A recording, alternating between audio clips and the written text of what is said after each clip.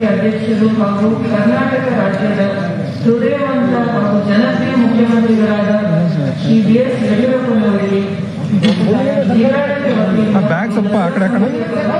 ಹೃದಯದ ಸ್ವಾಗತವನ್ನು ಕೋರುತ್ತೇನೆ ಮತ್ತು ಸಾಮಾನ್ಯ ಜಿಲ್ಲಾ ಉಸ್ತುವಾರಿ ಸಚಿವರು ಮಾನ್ಯ ಮುಖ್ಯಮಂತ್ರಿಗಳಿಗೆ ದಸರಾ ಸಮಿತಿಯ ಪರವಾಗಿ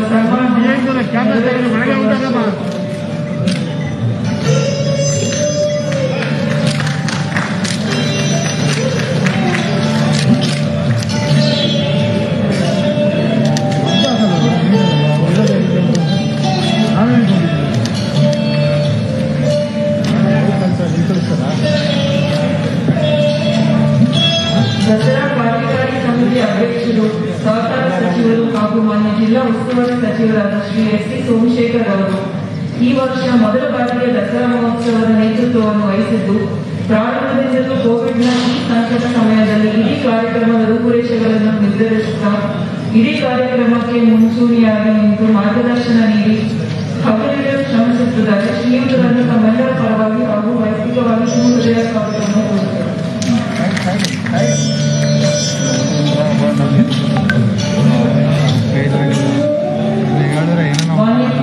ಕೃಷಿ ಸಚಿವರಾದ ಶ್ರೀ ಬಿ. ಸಿ. ಪಾಟೀಲ್ ಅವರು ನಾಡಹಬ್ಬ ದಸರಾ ಉದ್ಘಾಟನಾ ಕಾರ್ಯಕ್ರಮಕ್ಕೆ ಆಗಮಿಸುತ್ತಾರೆ. ಅವರಿಗೂ ಸಹ ದಸರಾ ಸಮಿತಿಯ ಪರವಾಗಿ ಸ್ವಾಗತವನ್ನು.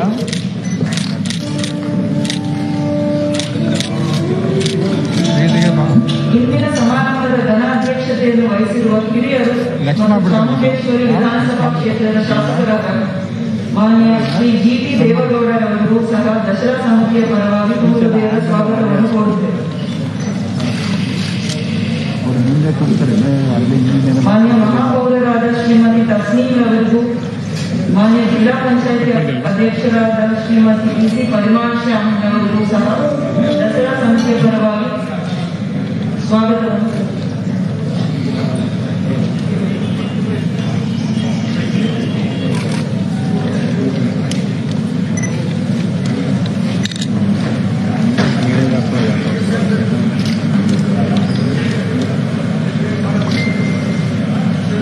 ಮಾನ್ಯ ಸಂಸದರು ಮೈಸೂರು ಲೋಕಸಭಾ ಸದಸ್ಯರಾದ ಶ್ರೀಯುತ ಪ್ರತಾಪ್ ಸಿಂಹರವರಿಗೂ ಸಹ ದಸರಾ ಸಮಿತಿಯ ಪರವಾಗಿ ಸ್ವಾಗತ. ಕೃಷ್ಣರಾಜ ವಿಧಾನಸಭಾ ಕ್ಷೇತ್ರದ ಶಾಸಕರಾದ ಶ್ರೀ ಎಸ್. ಎ. ರಾಮದಾಸ್ ಅವರಿಗೂ ಸ್ವಾಗತವನ್ನು ಕೋರುತ್ತೇವೆ. ಮಾನ್ಯ ವಿಧಾನ ಪರಿಷತ್ ಸದಸ್ಯರಾದ ಶ್ರೀ ಕೆ. ಶ್ರೀಕಂಠೇಗೌಡರವರಿಗೂ ಸ್ವಾಗತವನ್ನು ಕೋರುತ್ತೇವೆ.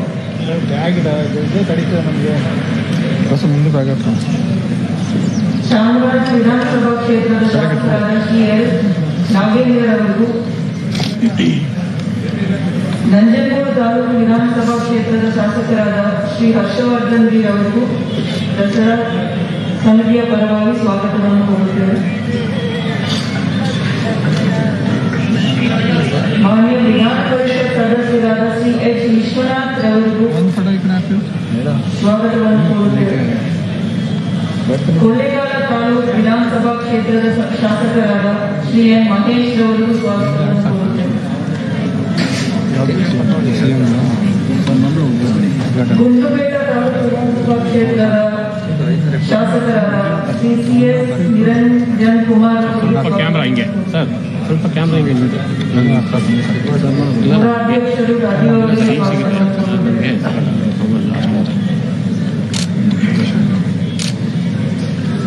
ಇಂದಿನ ಕಾರ್ಯಕ್ರಮದ ಪ್ರಮುಖ ಆಕರ್ಷಣೆ ಹಾಗೂ ವಿಶೇಷತೆ ಎಂದರೆ ಈ ಬಾರಿ ಕೋವಿಡ್ ವಾರಿಯರ್ಸ್ಗಳನ್ನು ಸನ್ಮಾನಿಸುವುದು. ಕೋವಿಡ್ ಕಾರ್ಯದಲ್ಲಿ ಕಳೆದ 6 ತಿಂಗಳಿಗೂ ಹೆಚ್ಚಿನ ಅವಧಿಯಲ್ಲಿ ಹಲವಾರು ವರ್ಗದ ವ್ಯಕ್ತಿಗಳು ಶ್ರದ್ಧೆ ನಿಷ್ಠೆಯಿಂದ ತಮ್ಮನ್ನು ತಾವು ಈ ಹೋರಾಟದಲ್ಲಿ ತೊಡಗಿಸಿಕೊಂಡಿದ್ದಾರೆ. ಅದರಲ್ಲಿ ವೈದ್ಯರು, ನರ್ಸ್ಗಳು, ಪೌರ ಕಾರ್ಮಿಕರು, ಸಮಾಜ ಸೇವಕರು, ಪೊಲೀಸ್ ಸಿಬ್ಬಂದಿ, ಆಶಾ ಕಾರ್ಯಕರ್ತರು ಇತ್ಯಾದಿ ಹಲವಾರು ಇಲಾಖೆಯ ವ್ಯಕ್ತಿಗಳು ಹಗಲು ರಾತ್ರಿ ಎನ್ನದೆ ಶ್ರಮಿಸುತ್ತಿದ್ದಾರೆ.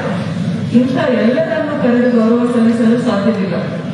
ಆದರೆ ಇಂಥ ಪ್ರತಿ ವಿಭಾಗದಿಂದ ಆಯಾ ಇಲಾಖೆಯಿಂದ ಉತ್ತಮ ಸೇವೆ ಸಲ್ಲಿಸಿರುವ ಒಬ್ಬೊಬ್ಬರನ್ನು ಸಾಂಕೇತಿಕವಾಗಿ ಆಯ್ಕೆ ಮಾಡಿ ಅವರನ್ನು ದಸರಾ ನಾಡಹಬ್ಬ ಸಂದರ್ಭದಲ್ಲಿ ಸನ್ಮಾನಿಸುವ ಮುಖಾಂತರ ಇಡೀ ರಾಜ್ಯದಲ್ಲಿ ಈ ಹೋರಾಟದಲ್ಲಿ ತೊಡಗಿಸಿಕೊಂಡಿರುವ ಎಲ್ಲರನ್ನು ಸನ್ಮಾನಿಸಿದಂತೆ ಎಂದು ತೀರ್ಮಾನಿಸಿ ಈ ದಿವಸ 6 ಜನ ವಿವಿಧ ಇಲಾಖೆಯ ವ್ಯಕ್ತಿಗಳನ್ನು ಈ ವೇದಿಕೆ ಮುಖಾಂತರ ಸನ್ಮಾನಿಸಲಾಗುತ್ತದೆ. ಈ ಸಮಾರಂಭಕ್ಕೆ ಆಗಮಿಸಿರುವ ಇವರೆಲ್ಲರಿಗೂ ನಾವು ತುಂಬ ಹೃದಯದಿಂದ ಸ್ವಾಗತವನ್ನು ಕೋರುತ್ತೇವೆ. ಎಲ್ಲ ಮಾಧ್ಯಮ ಮಿತ್ರರು, ಅಧಿಕಾರಿಗಳು, ಪೊಲೀಸ್ ಅವರು ಹಾಗೂ ನೆರೆದಿರುವ ತಾವೆಲ್ಲರಿಗೂ ಮತ್ತೊಮ್ಮೆ ತುಂಬ ಹೃದಯದ ಸ್ವಾಗತವನ್ನು ಕೋರುತ್ತೇವೆ.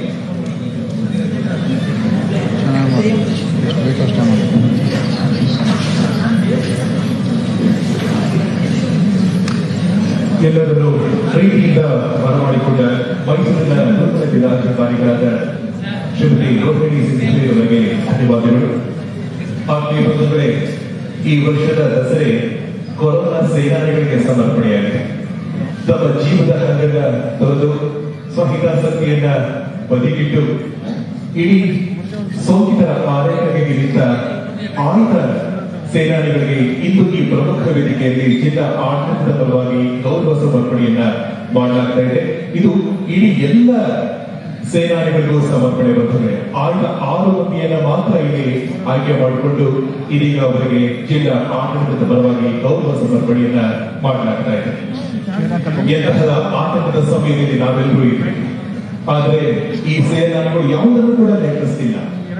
ಊಟ, ತಿಂಡಿ, ನಿದ್ದೆ ಯಾವುದನ್ನು ಲೆಕ್ಕಿಸದೆ 24 ಗಂಟೆಗಳು ಆರೈಕೆಗಾಗಿ ನಿಂತು ನಮ್ಮೆಲ್ಲರ ಹಾರೈಕೆ ಅವರ ಇಡೀ ಕುಟುಂಬ ಸದಾ ಚೆನ್ನಾಗಿರಲಿ, ತಾಯಿ ಚಾಮುಂಡೇಶ್ವರಿ ಎಲ್ಲ ರೀತಿಯ ಶಕ್ತಿಯನ್ನ, ಆರೋಗ್ಯವನ್ನ ಎಲ್ಲ ಸೇನಾನಿಗಳಿಗೆ ನೀಡಿರುವುದು ಎಲ್ಲರ ಹಾರೈಕೆ ಪ್ರಾರ್ಥನೆ. ಇದೀಗ ವೇದಿಕೆ ಸಜ್ಜಾಗ್ತಾ ಇದೆ.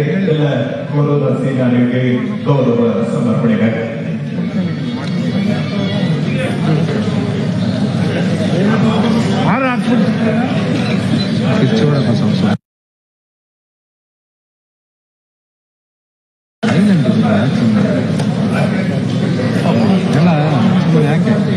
ವೈದ್ಯಾಧಿಕಾರಿಗಳಾದ ಡಾಕ್ಟರ್ ಟಿ.ಆರ್. ನವೀನ್ ಅವರು, ಸ್ಟಾಫ್ ನರ್ಸ್ ಶ್ರೀಮತಿ ಪ್ರಿಯವರು, ಪೊಲೀಸ್ ಕಾನ್ಸ್ಟೇಬಲ್ ಪಿ.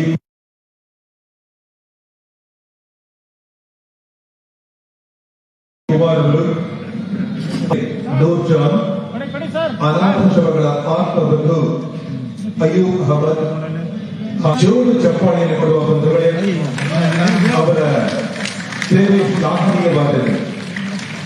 ನಾವು ಲಾಕ್ಡೌನ್ ಸಮಯದಲ್ಲಿ ಸುರಕ್ಷಿತವಾಗಿ ಬಂದಿದ್ವಿ, ಆದರೆ ಈ ಸೇನಾನಿಗಳು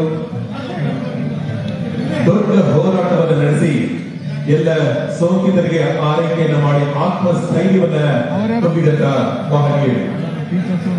ಅವರ ಸಾಧನೆಯ ಪಟ್ಟಿ ಸಾಕಷ್ಟು ಇದೆ. Doctor T R. ನವೀನ್ ಅವರು ಹುಣಸೂರು ತಾಲೂಕಿನಲ್ಲಿ ರತ್ನಪುರಿ ಕಾಲೋನಿಯಲ್ಲಿ ಸೇವೆಯನ್ನ ಸಲ್ಲಿಸ್ತಾ ಇದ್ದಾರೆ. ಉತ್ತಮ ವೈದ್ಯಾಧಿಕಾರಿ ಪ್ರಶಸ್ತಿಯನ್ನು ಪಡೆದುಕೊಂಡಿದ್ದಾರೆ. ಸ್ವಚ್ಛ ಆಸ್ಪತ್ರೆ ಪ್ರಶಸ್ತಿ ಕೂಡ ಇವರ ನೇತೃತ್ವದಲ್ಲಿ ಇವರಿಗೆ ಬಂದಿದೆ. ಕೋವಿಡ್ ಆರಂಭದ ದಿನದಿಂದಲೂ ಕಂಟೈನ್ಮೆಂಟ್ ಝೋನ್ ಅಲ್ಲೂ ಕೂಡ ಕರ್ತವ್ಯವನ್ನು ನಿರ್ವಹಿಸಿದ ಹೆಗ್ಗಳಿಕೆ ಟಿ.ಆರ್. ನವೀನ್ ಅವರದ್ದು.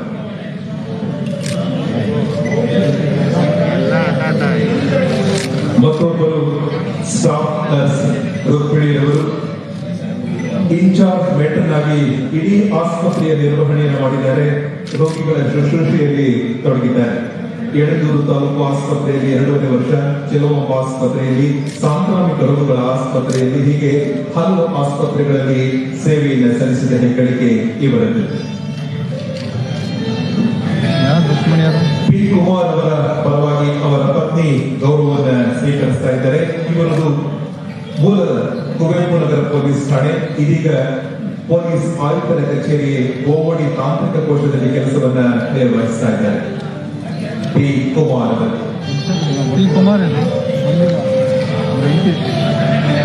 ಅವರ ಪತ್ನಿ ಗೌರವವನ್ನು ಸ್ವೀಕರಿಸ್ತಾ ಇದ್ದಾರೆ. ಅವರ ಪರವಾಗಿ ಆಶಾ ಕಾರ್ಯಕರ್ತರು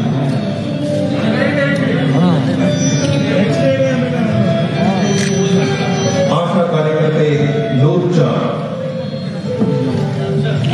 ಜುಬಿಲಿಯೇಟ್ ವರ್ಕರ್ಸ್ಗಳಿಗೆ ಆತ್ಮಸ್ಥೈರ್ಯವನ್ನು ತುಂಬಿ, ಖಂಡಿತ ಹೆದರಬೇಕಾಗಿಲ್ಲ, ನಾವು ನಿಮ್ಮೊಂದಿಗೆ ಇದ್ದೀವಿ ಅಂತ ಹೇಳಿ ಆತ್ಮಸ್ಥೈರ್ಯವನ್ನು ತುಂಬಿ ಎಲ್ಲರ ಆರೋಗ್ಯಕ್ಕೂ ಕಾರಣರಾದವರು ನೂರ್ ಜಾನ್. ಅನಾಥ ಬಂಧುಗಳ ಆತ್ಮ ಬಂಧು ಹೆಮ್ಮೆಯ ವ್ಯಕ್ತಿ ಅಯ್ಯೂಬ್ ಅಹಮದ್ ಅವರು ಕೂಡ ಇದ್ದಾರೆ. ಕಳೆದ 23 ವರ್ಷಗಳಿಂದ ವಿಭಿನ್ನವಾದ ಸಾಮಾಜಿಕ ಸೇವೆಯಲ್ಲಿ ತೊಡಗಿಕೊಂಡಿದ್ದಾರೆ. ಯಾವುದೇ ಅನಾಥಾಶ್ರಮಗಳು ಅನಾಥವಾಗಬಾರದು, ಅದಕ್ಕೊಂದು ಮುಕ್ತಿಯನ್ನ ಕರುಣಿಸಬೇಕು ಅನ್ನುವ ದೃಷ್ಟಿಯಿಂದ ಅನುಮತಿಯನ್ನ ಪಡೆದು ತಾವೇ ಸ್ವತಃ ಇವತ್ತು ಸುಮಾರು 300ಕ್ಕೂ ಹೆಚ್ಚು ಅನಾಥಾಶ್ರಮಗಳಿಗೆ ದಾರಿಯನ್ನು ತೋರಿಸಲು ಶ್ರೇಯುತ್ತೇವೆ. ಮರುಳೊಬ್ಬ ಪೌರ ಕಾರ್ಮಿಕೆ ತೆಲಂಗಾಣದಲ್ಲಿ ಕೆಲಸವನ್ನ ನಿರ್ವಹಿಸ್ತಾ ಇದ್ದಾರೆ. ಇವರದ್ದು ಕೂಡ ವಿಭಿನ್ನವಾದ ಸೇವೆ. ಬೀದಿ ಸ್ವಚ್ಛವಾಗಬೇಕು, ಸ್ವಚ್ಛವಾಗಿದ್ದರೆ ಆರೋಗ್ಯ ಎಲ್ಲರದ್ದಾಗಿರುತ್ತೆ. ಈ ನಿಟ್ಟಿನಲ್ಲಿ ತಮ್ಮ ಆರೋಗ್ಯವನ್ನು ಲೆಕ್ಕಿಸದೆ ಮನೆಯ ಕೆಲಸಗಳನ್ನು ಸರಿದೂಗಿಸಿಕೊಂಡು ಸೇವೆಗೆ ನಿಂತವರು ಮರುಳೊಬ್ಬರು. ಅವರು ಇಂದು ಇಲ್ಲಿ ಗೌರವಕ್ಕೆ ಪಾತ್ರರಾಗಿದ್ದಾರೆ. ಎಲ್ಲ 6 ಸೇನಾನಿಗಳು ಇಡೀ ತಂಡದ ಪರವಾಗಿ ಆಗಲೇ ಮೇಡಮ್ ಅವರು ಹೇಳಿದ ಹಾಗೆ ಎಲ್ಲರನ್ನು ವೇದಿಕೆ ಮೇಲೆ ಕರೆದು ಸನ್ಮಾನಿಸುವುದು ಸಾಧ್ಯವಾಗದ ಕಾರಣ ಆಯ್ದ 6 ಮಂದಿಯನ್ನ ಇಲ್ಲಿ ಗೌರವಿಸಲಾಗ್ತಾ ಇದೆ.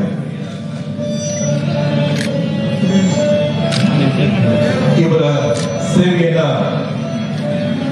ಇಡೀ ಮೈಸೂರಿನ ಜನತೆ ಸದಾ ಸ್ಮರಿಸುತ್ತೆ. ಇವರಿಗೂ ಕೂಡ ಹೆಚ್ಚಿನ ಆರೋಗ್ಯವನ್ನು ತಾಯಿ ಚಾಮುಂಡೇಶ್ವರಿ ನೀಡಲಿ ಎನ್ನುವುದು ಎಲ್ಲರ ಹಾರೈಕೆ.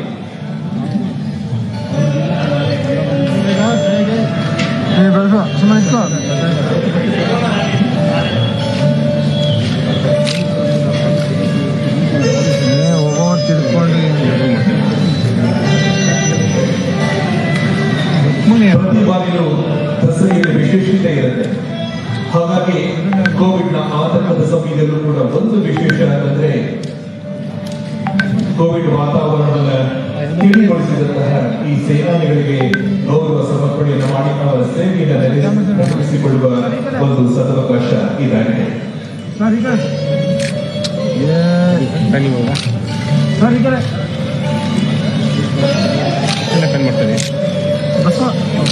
ಎಲ್ಲರಿಗೂ ಮತ್ತೊಮ್ಮೆ ಹಾರ್ದಿಕ ಅಭಿನಂದನೆಗಳು.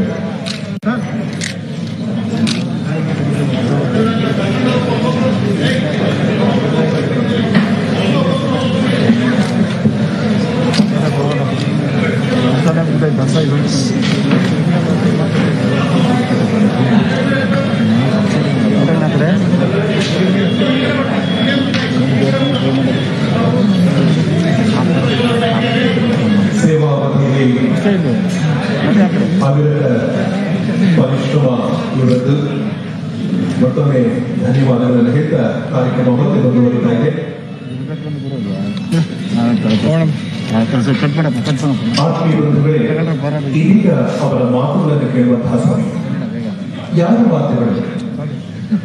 2020ರ ದಸರೆಯ ಸಂಭ್ರಮಕ್ಕೆ ಚಾಲನೆ ನೀಡಿದಂತಹ ನಾಡಿನ ಖ್ಯಾತ ಹೃದ್ರೋಗ ತಜ್ಞರು ಡಾಕ್ಟರ್ CN ಮಂಜುನಾಥ್ ಅವರ ಮಾತುಗಳನ್ನು ಕೇಳುವಂತಹ ಸಮಯ.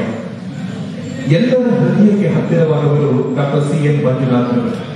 ಅವರ ಮೃದು ಮಾತಿನ ಮೋಡಿಗೆ ಅನೇಕರಿಗೆ ಚಿಕಿತ್ಸೆ ಆಗಿದೆ ಅಂತ ಹೇಳಿದ್ರೆ ಖಂಡಿತ ತಪ್ಪಾಗೋದಿಲ್ಲ. ಕೊರೋನಾ ಕುರಿತಾಗಿ ಅವರು ನೀಡುತ್ತಿರುವ ಮುನ್ನೆಚ್ಚರಿಕೆಯ ಕ್ರಮಗಳು ಅತ್ಯುತ್ತಮ ಮಾರ್ಗದರ್ಶನ ಶ್ಲಾಘನೀಯವಾದದ್ದು. ಈ ಬಾರಿಯ ಉದ್ಘಾಟನೆಯ ಸದವಕಾಶವನ್ನು ಅವರು ಎಲ್ಲ ಸೇನಾನಿಗಳಿಗೆ ಸಮರ್ಪಿಸಿದ್ದಾರೆ. ಜೈಲಿರುವ ಹೃದ್ರೋಗ ವಿಜ್ಞಾನ ಮತ್ತು ಸಂಶೋಧನಾ ಸಂಸ್ಥೆಯ ನಿರ್ದೇಶಕರಾಗಿ 2006ರಿಂದ ಕರ್ತವ್ಯವನ್ನು ನಿರ್ವಹಿಸ್ತಾ ಇದ್ದಾರೆ. ಈ ಸಂಸ್ಥೆಯ ಮುಖ್ಯಸ್ಥರಾದ ಮೇಲೆ ಅದರ ಖ್ಯಾತಿ ವಿಶ್ವಾದ್ಯಂತ ಪಸರಿಸಿದೆ. ಹಲವಾರು ಸಂಶೋಧನಾ ಲೇಖನಗಳನ್ನ ಪ್ರಕಟಿಸಿದ್ದಾರೆ. ಹಳ್ಳಿಗಾಡಿನ ಹಾಗೂ ಬಡ ಜನತೆಯ ಆರೋಗ್ಯದತ್ತ ಇವರು ಹರಿಸಿದ ವಿಶೇಷ ಗಮನ ನಾಡಿನ ಎಲ್ಲ ವರ್ಗದವರು ಅದನ್ನ ತುಂಬುಕಟ್ಟದಿಂದ ಶ್ಲಾಘಿಸಿದ್ದಾರೆ. ಇವರ ಮುಂದಾಳತ್ವದಲ್ಲಿ ಪ್ರತಿನಿತ್ಯ ನಡೆಯುವ ವಿಧಾನಿತವಾದ ವಿಶೇಷ ಶಸ್ತ್ರಚಿಕಿತ್ಸೆಗಳು ಅಪಾರ. ಪದ್ಮಶ್ರೀ ಪುರಸ್ಕೃತರು ತುಂಬಾ ಸಂತೋಷದಿಂದ ದಸರೆಯ ಸಂಭ್ರಮಕ್ಕೆ ಚಾಲನೆ ನೀಡಿದ್ದಾರೆ. ಇದೀಗ ಅವರ ಮಾತುಗಳನ್ನು ಕೇಳುವಂತಹ ಸುಸಮಯ ಇದಾಗಿದೆ. ಇದೀಗ ಡಾಕ್ಟರ್ CN ಮಂಜುನಾಥ್ ಅವರು.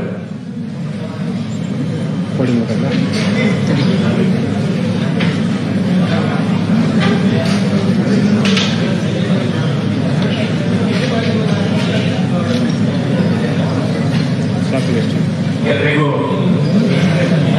411ನೇ ನಾಡಹಬ್ಬ ದಸರಾ ಮಹೋತ್ಸವದ ಉದ್ಘಾಟನಾ ಸಮಾರಂಭಕ್ಕೆ ಇಲ್ಲಿ ನಡೆದಿರ್ತಕ್ಕಂಥ ವೇದಿಕೆ ಮೇಲೆ ಇರತಕ್ಕಂಥ ಸನ್ಮಾನ್ಯ ನಾಡಿನ ಮುಖ್ಯಮಂತ್ರಿಗಳಾದಂಥ ಎಸ್ ಯಡಿಯೂರಪ್ಪನವರೇ ಹಾಗೂ ಜಿಲ್ಲಾ ಉಸ್ತುವಾರಿ ಸಚಿವರಾದಂತಹ ಎಸ್ ಟಿ ಸೋಮಶೇಖರ್ ಅವರೇ, ಸಚಿವರಾದಂತಹ ಡಿ ಸಿ ಪಾಟೀಲ್ ಅವರೇ ಮತ್ತು ಈ ಭಾಗದ ಸಂಸದರಾದಂತಹ ಪ್ರತಾಪ್ ಸಿಂಹ ಅವರೇ ಹಾಗೂ ವೇದಿಕೆ ಮೇಲಿರ್ತಕ್ಕಂಥ ಎಲ್ಲ ಹಿರಿಯ ಸಂಸದರೇ, ವಿಧಾನಸಭೆಯ ವಿಧಾನ ಪರಿಷತ್ ಸದಸ್ಯರೇ ಹಾಗೂ ಇಲ್ಲಿ ನೆರೆದಿರ್ತಕ್ಕಂಥ ಎಲ್ಲ ಪ್ರೀತಿಯ ಬಂಧುಗಳೇ, ಇವತ್ತು ದಸರಾ ಇತಿಹಾಸದಲ್ಲಿ ಪ್ರಪ್ರಥಮ ಬಾರಿಗೆ ಒಬ್ಬ ವೈದ್ಯರಿಗೆ ಈ ದಸರಾ ಮಹೋತ್ಸವನ್ನ ಉದ್ಘಾಟನೆ ಮಾಡಲಿಕ್ಕೆ ಅವಕಾಶ ಮಾಡಿಕೊಟ್ಟಂತ ಘನ ಸರ್ಕಾರಕ್ಕೆ ಮತ್ತು ಸನ್ಮಾನ್ಯ ಮುಖ್ಯಮಂತ್ರಿಗಳಿಗೆ ನಾನು ಹೃದಯ ತುಂಬಿದ ಧನ್ಯವಾದಗಳನ್ನ ಮತ್ತು ನಮಸ್ಕಾರಗಳನ್ನ ಹೇಳ್ತೇನೆ. ಇವತ್ತು ನಮಗೆ ಅವಕಾಶ ಕೊಡುವ ಮೂಲಕ ಇಡೀ ವೈದ್ಯ ಸಮುದಾಯಕ್ಕೆ ಮತ್ತು ಕರೋನಾ ಯೋಧರ ಸಮುದಾಯಕ್ಕೆ ನಮ್ಮ ಘನ ಸರ್ಕಾರ ಕೊಟ್ಟಂತ ಅತ್ಯಂತ ದೊಡ್ಡ ಗೌರವ ಹಾಗೂ ಉನ್ನತವಾದಂತಹ ಖ್ಯಾತಿ ಅಂತ ಹೇಳ್ತೇನೆ. ಅದಕ್ಕೋಸ್ಕರ ನಾನು ಮತ್ತೊಮ್ಮೆ ಹೃದಯ ತುಂಬಿದ ನಮಸ್ಕಾರಗಳನ್ನ ಮಾಡ್ತೇನೆ. ಯುಗ ಯುಗಾದಿ ಕಳೆದರೂ ಯುಗಾದಿ ಬರುತ್ತದೆ ಎಂಬ ಕವಿವಾಣಿಯಂತೆ ಪ್ರತಿ ವರ್ಷ ಕೂಡ ದಸರಾ ಬರ್ತಾ ಇದೆ. ಈ ಮೈಸೂರಿನ ದಸರಾ ನಮ್ಮ ಅಂದಿನ ಮೈಸೂರು ಮತ್ತು ಇಂದಿನ ಕರ್ನಾಟಕವನ್ನ ಇಡೀ ಜಗತ್ತಿಗೆ ನಮ್ಮ ಸಂಸ್ಕೃತಿಯನ್ನ, ನಮ್ಮ ಸಂಪ್ರದಾಯವನ್ನ, ನಮ್ಮ ದೇಶೀಯತೆಯನ್ನ ಎಲ್ಲರಿಗೂ ಮತ್ತು ಯುವ ಪೀಳಿಗೆಗೂ ಕೂಡ ಪರಿಚಯ ಮಾಡಿಕೊಟ್ಟಂತ ಈ ವಿಶ್ವವಿಖ್ಯಾತಿ ದಸರಾ ಮಹೋತ್ಸವನ ಉದ್ಘಾಟನೆ ಮಾಡೋದು ನನ್ನ ಜೀವಿತಾವಧಿಯ ಅತ್ಯಂತ ದೊಡ್ಡ ಗೌರವ ಮತ್ತು ಒಳ್ಳೆಯ ಅವಕಾಶ ಅಂತ ನಾನು ಭಾವಿಸ್ತೇನೆ. ಸ್ವತಂತ್ರ ಪೂರ್ವದಲ್ಲಿ ಬ್ರಿಟಿಷರ ಆಳ್ವಿಕೆಯಲ್ಲಿ ಒಂದು ಪ್ರಜಾಪ್ರಭುತ್ವ ವ್ಯವಸ್ಥೆಯನ್ನ ಹುಟ್ಟುಹಾಕಿ ಈ ನಾಡಿನ ಜನರ ಕಣ್ಣೀರನ್ನು ಒರೆಸಿದ ಯದುವಂಶದ ಮಹಾರಾಜರ ಇದು ಪ್ರಶಂಸೆಯಿಂದ 411 ಈ ದಸರಾ ಮಹೋತ್ಸವ ನಡೆಯುತ್ತಾ ಬಂದಿದೆ. ಯದುವಂಶದ ಮಹಾರಾಜರು, ಅದರಲ್ಲಿ ನಾಲ್ವಡಿ ಕೃಷ್ಣರಾಜ ಒಡೆಯರು ಮತ್ತು ಚಾಮರಾಜ ಒಡೆಯರು, ಅವರು ಅರಮನೆಯ ಅರಸರಾಗಿರಲಿಲ್ಲ, ಆದರೆ ಜನರ ಅರಸರಾಗಿದ್ದರು, ಜನರ ರಾಜರಾಗಿದ್ದರು. ಬಹುಶಃ ಇದು ಇಡೀ ಭಾರತ ದೇಶದಲ್ಲೇ ಬ್ರಿಟಿಷರ ಆಳ್ವಿಕೆಯಲ್ಲಿ ಪ್ರಜಾಪ್ರಭುತ್ವವನ್ನ ಜನರಿಗೆ ಕೊಟ್ಟಂತ ಅದ್ಭುತವಾದಂತ ಇದು ಯದುವಂಶ. ಆ ಕಾಲದಲ್ಲೇ ಮಹಾರಾಜರು ಆರೋಗ್ಯ, ಶಿಕ್ಷಣ ಮತ್ತು ಕೃಷಿ, ನೀರಾವರಿ ಈ ಕ್ಷೇತ್ರಗಳಿಗೆ ಅತ್ಯಂತ ಮಹತ್ವವನ್ನು ಕೊಟ್ಟಿದ್ರು.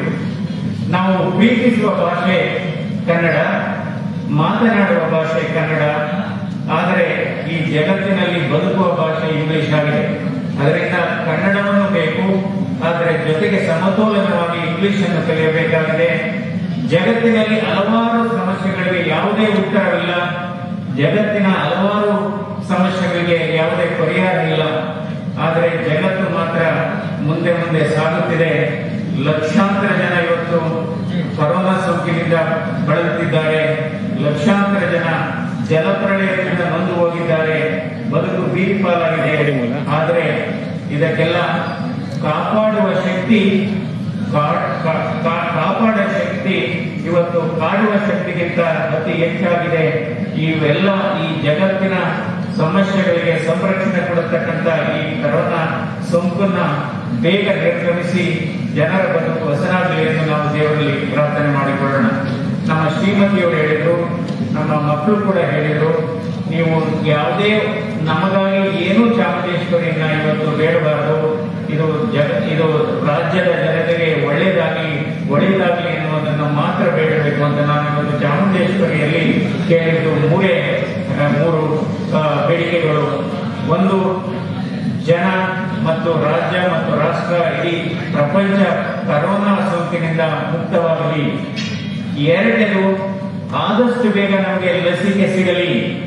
ಮೂರನೇದು ಅಂದ್ರೆ ಈ ಜಲಪ್ರಳಯದಿಂದ ವಿಮುಕ್ತಿ ಸಿಗಲಿ ಎಂದು ಚಾಮುಂಡೇಶ್ವರಲ್ಲಿ ಕೇಳಿದ್ದೇವೆ.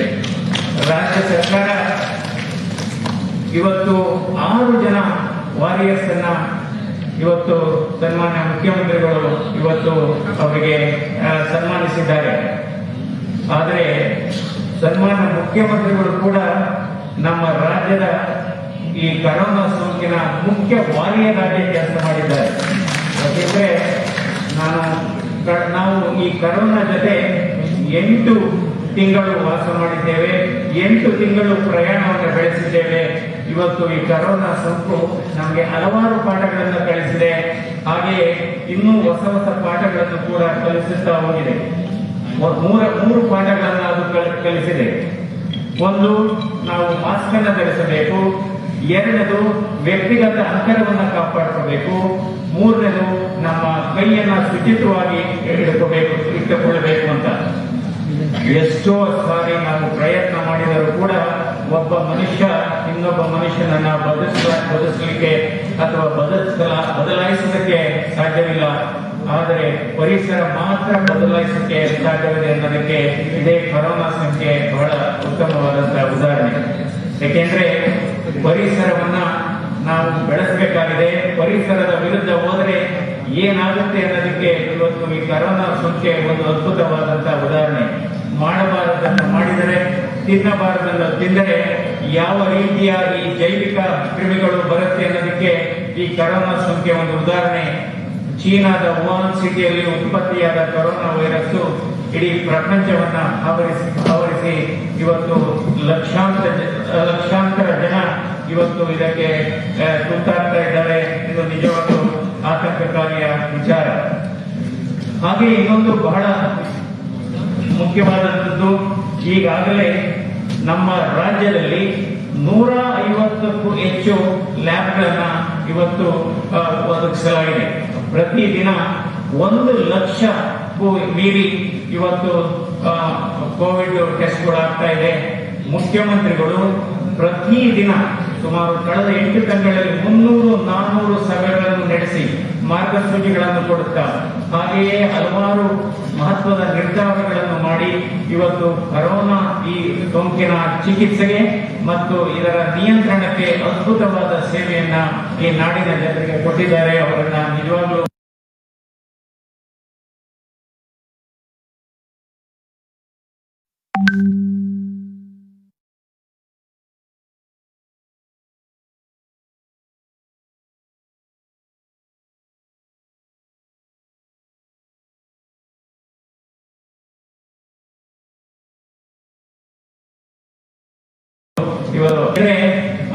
ಅವರ ಆರೋಗ್ಯವನ್ನೇ ಲೆಕ್ಕಿಸದೆ ಹಗಲಿರುಳು ಈ ಕರೋನಾ ಸೋಂಕಿಗೆ ಅವರು ಸ್ಪಂದಿಸಿದ್ದಾರೆ. ಇವತ್ತು ರಾಜ್ಯದಲ್ಲಿ ಎಲ್ಲಾ ಸರ್ಕಾರ ಜವಾಬ್ದಾರಿ ಇಲ್ಲ, ಇದು ಸಾರ್ವಜನಿಕರ ಜವಾಬ್ದಾರಿ ಕೂಡ ಆಗಿದೆ. ಸರ್ಕಾರದ ಜೊತೆ ಸಾರ್ವಜನಿಕರು ಸಹಕರಿಸಿದರೆ ಈ ಕರೋನಾ ನಿಯಂತ್ರಣವನ್ನು ನಾವು ಆದಷ್ಟು ಬೇಗ ಮಾಡಬಹುದು. ಈಗಾಗಲೇ ದೇಶವನ್ನು ರಕ್ಷಣೆ ಮಾಡುತ್ತಿರುವ ಗಡಿಗಳಲ್ಲಿ ದೇಶವನ್ನು ರಕ್ಷಣೆ ಮಾಡುತ್ತಿರುವ ಯೋಧರು ಅಕಸ್ಮಾತ್ ಸಾವಿಗೀಡಾದರೆ ಅವರನ್ನು ಹುತಾತ್ಮರು ಎಂದು ನಾವು ಕರೆಯಲು ಹೆಮ್ಮೆಯಾಗುತ್ತದೆ. ಆದರೆ ಕಣ್ಣಿಗೆ ಕಾಣದ ಈ ವೈರಸ್ಸು ತನ್ನ ವೈರಾಣುವಿನ ಸೋಂಕನ್ನು ತಡೆಯುವ ಹೋರಾಟದಲ್ಲಿ ನೂರಾರು ವೈದ್ಯರುಗಳು, ನೂರಾರು ನರ್ಸ್ಗಳು, ನೂರಾರು ಟೆಕ್ನಿಷಿಯನ್ಗಳು ಇವತ್ತು ಅಸುನೀಗಿದ್ದಾರೆ. ಅದರಿಂದ ಅವರನ್ನು ಕೂಡ ಹುತಾತ್ಮರನ್ನಾಗಿ ಕರೆಯಬೇಕು ಅಂತ ನಾನು ಮನವಿ ಮಾಡುತ್ತೇನೆ. ಏಕೆಂದ್ರೆ ಇವತ್ತು ಕರೋನಾ ವಾರಿಯರ್ಸ್ಗೆ ಸಿಗಬೇಕಾದಂತಹ ಹಲವಾರು ಸವಲತ್ತುಗಳು ಸಿಗಬೇಕಾಗಿದೆ. ಇವತ್ತು ನಮ್ಮ ವೈದ್ಯರಿಗೆ ಅವಕಾಶ ಕೊಡುವ ಮೂಲಕ ಇವತ್ತು ಸರ್ಕಾರ ಕರೋನಾ ವೈದ್ಯರಿಗೆ ಗೌರವ ಮತ್ತು ಮಾನ್ಯತೆಯನ್ನ ಕೊಟ್ಟಿದೆ. ಈಗ ಒಂದು ಮಾಹಿತಿಯ ಪ್ರಕಾರ ದೇಶದಲ್ಲಿ ಸುಮಾರು 500ಕ್ಕೂ ಹೆಚ್ಚು ವೈದ್ಯರು ಸಾವನ್ನಪ್ಪಿದ್ದಾರೆ ಮತ್ತು ಸುಮಾರು 600-700 ಜನ ನರ್ಸ್ಗಳು ಕೂಡ ಸಾವನ್ನಪ್ಪಿದ್ದಾರೆ. ಅದರಿಂದ ಈ ಹುತಾತ್ಮರಿಗೆ ಸಿಗತಕ್ಕಂತ ಸ್ಥಾನಮಾನ ಇವರಿಗೂ ಸಿಗಬೇಕು. ಮತ್ತು ನಾವು ಈ ಸಂದರ್ಭದಲ್ಲಿ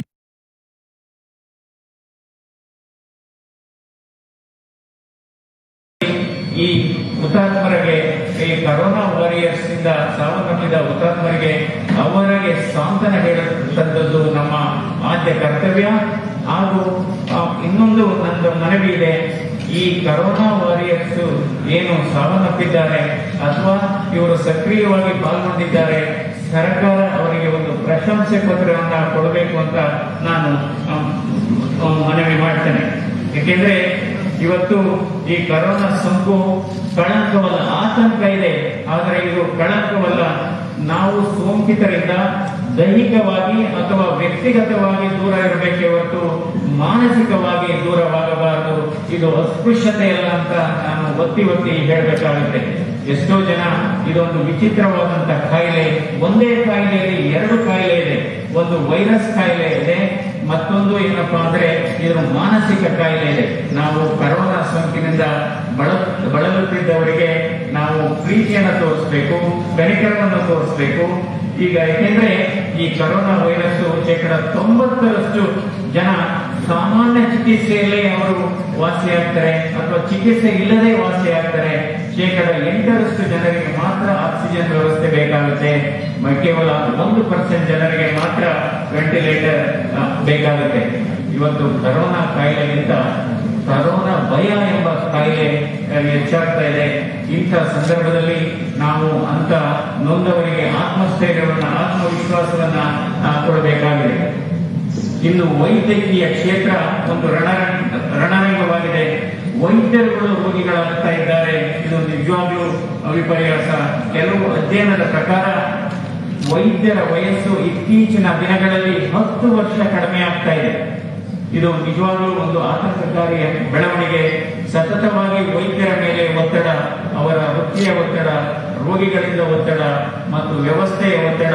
ಹೀಗಾಗಿ ವೈದ್ಯರ ಮೇಲೆ ಒಂದು ಜವಾಬ್ದಾರಿ ಇದೆ.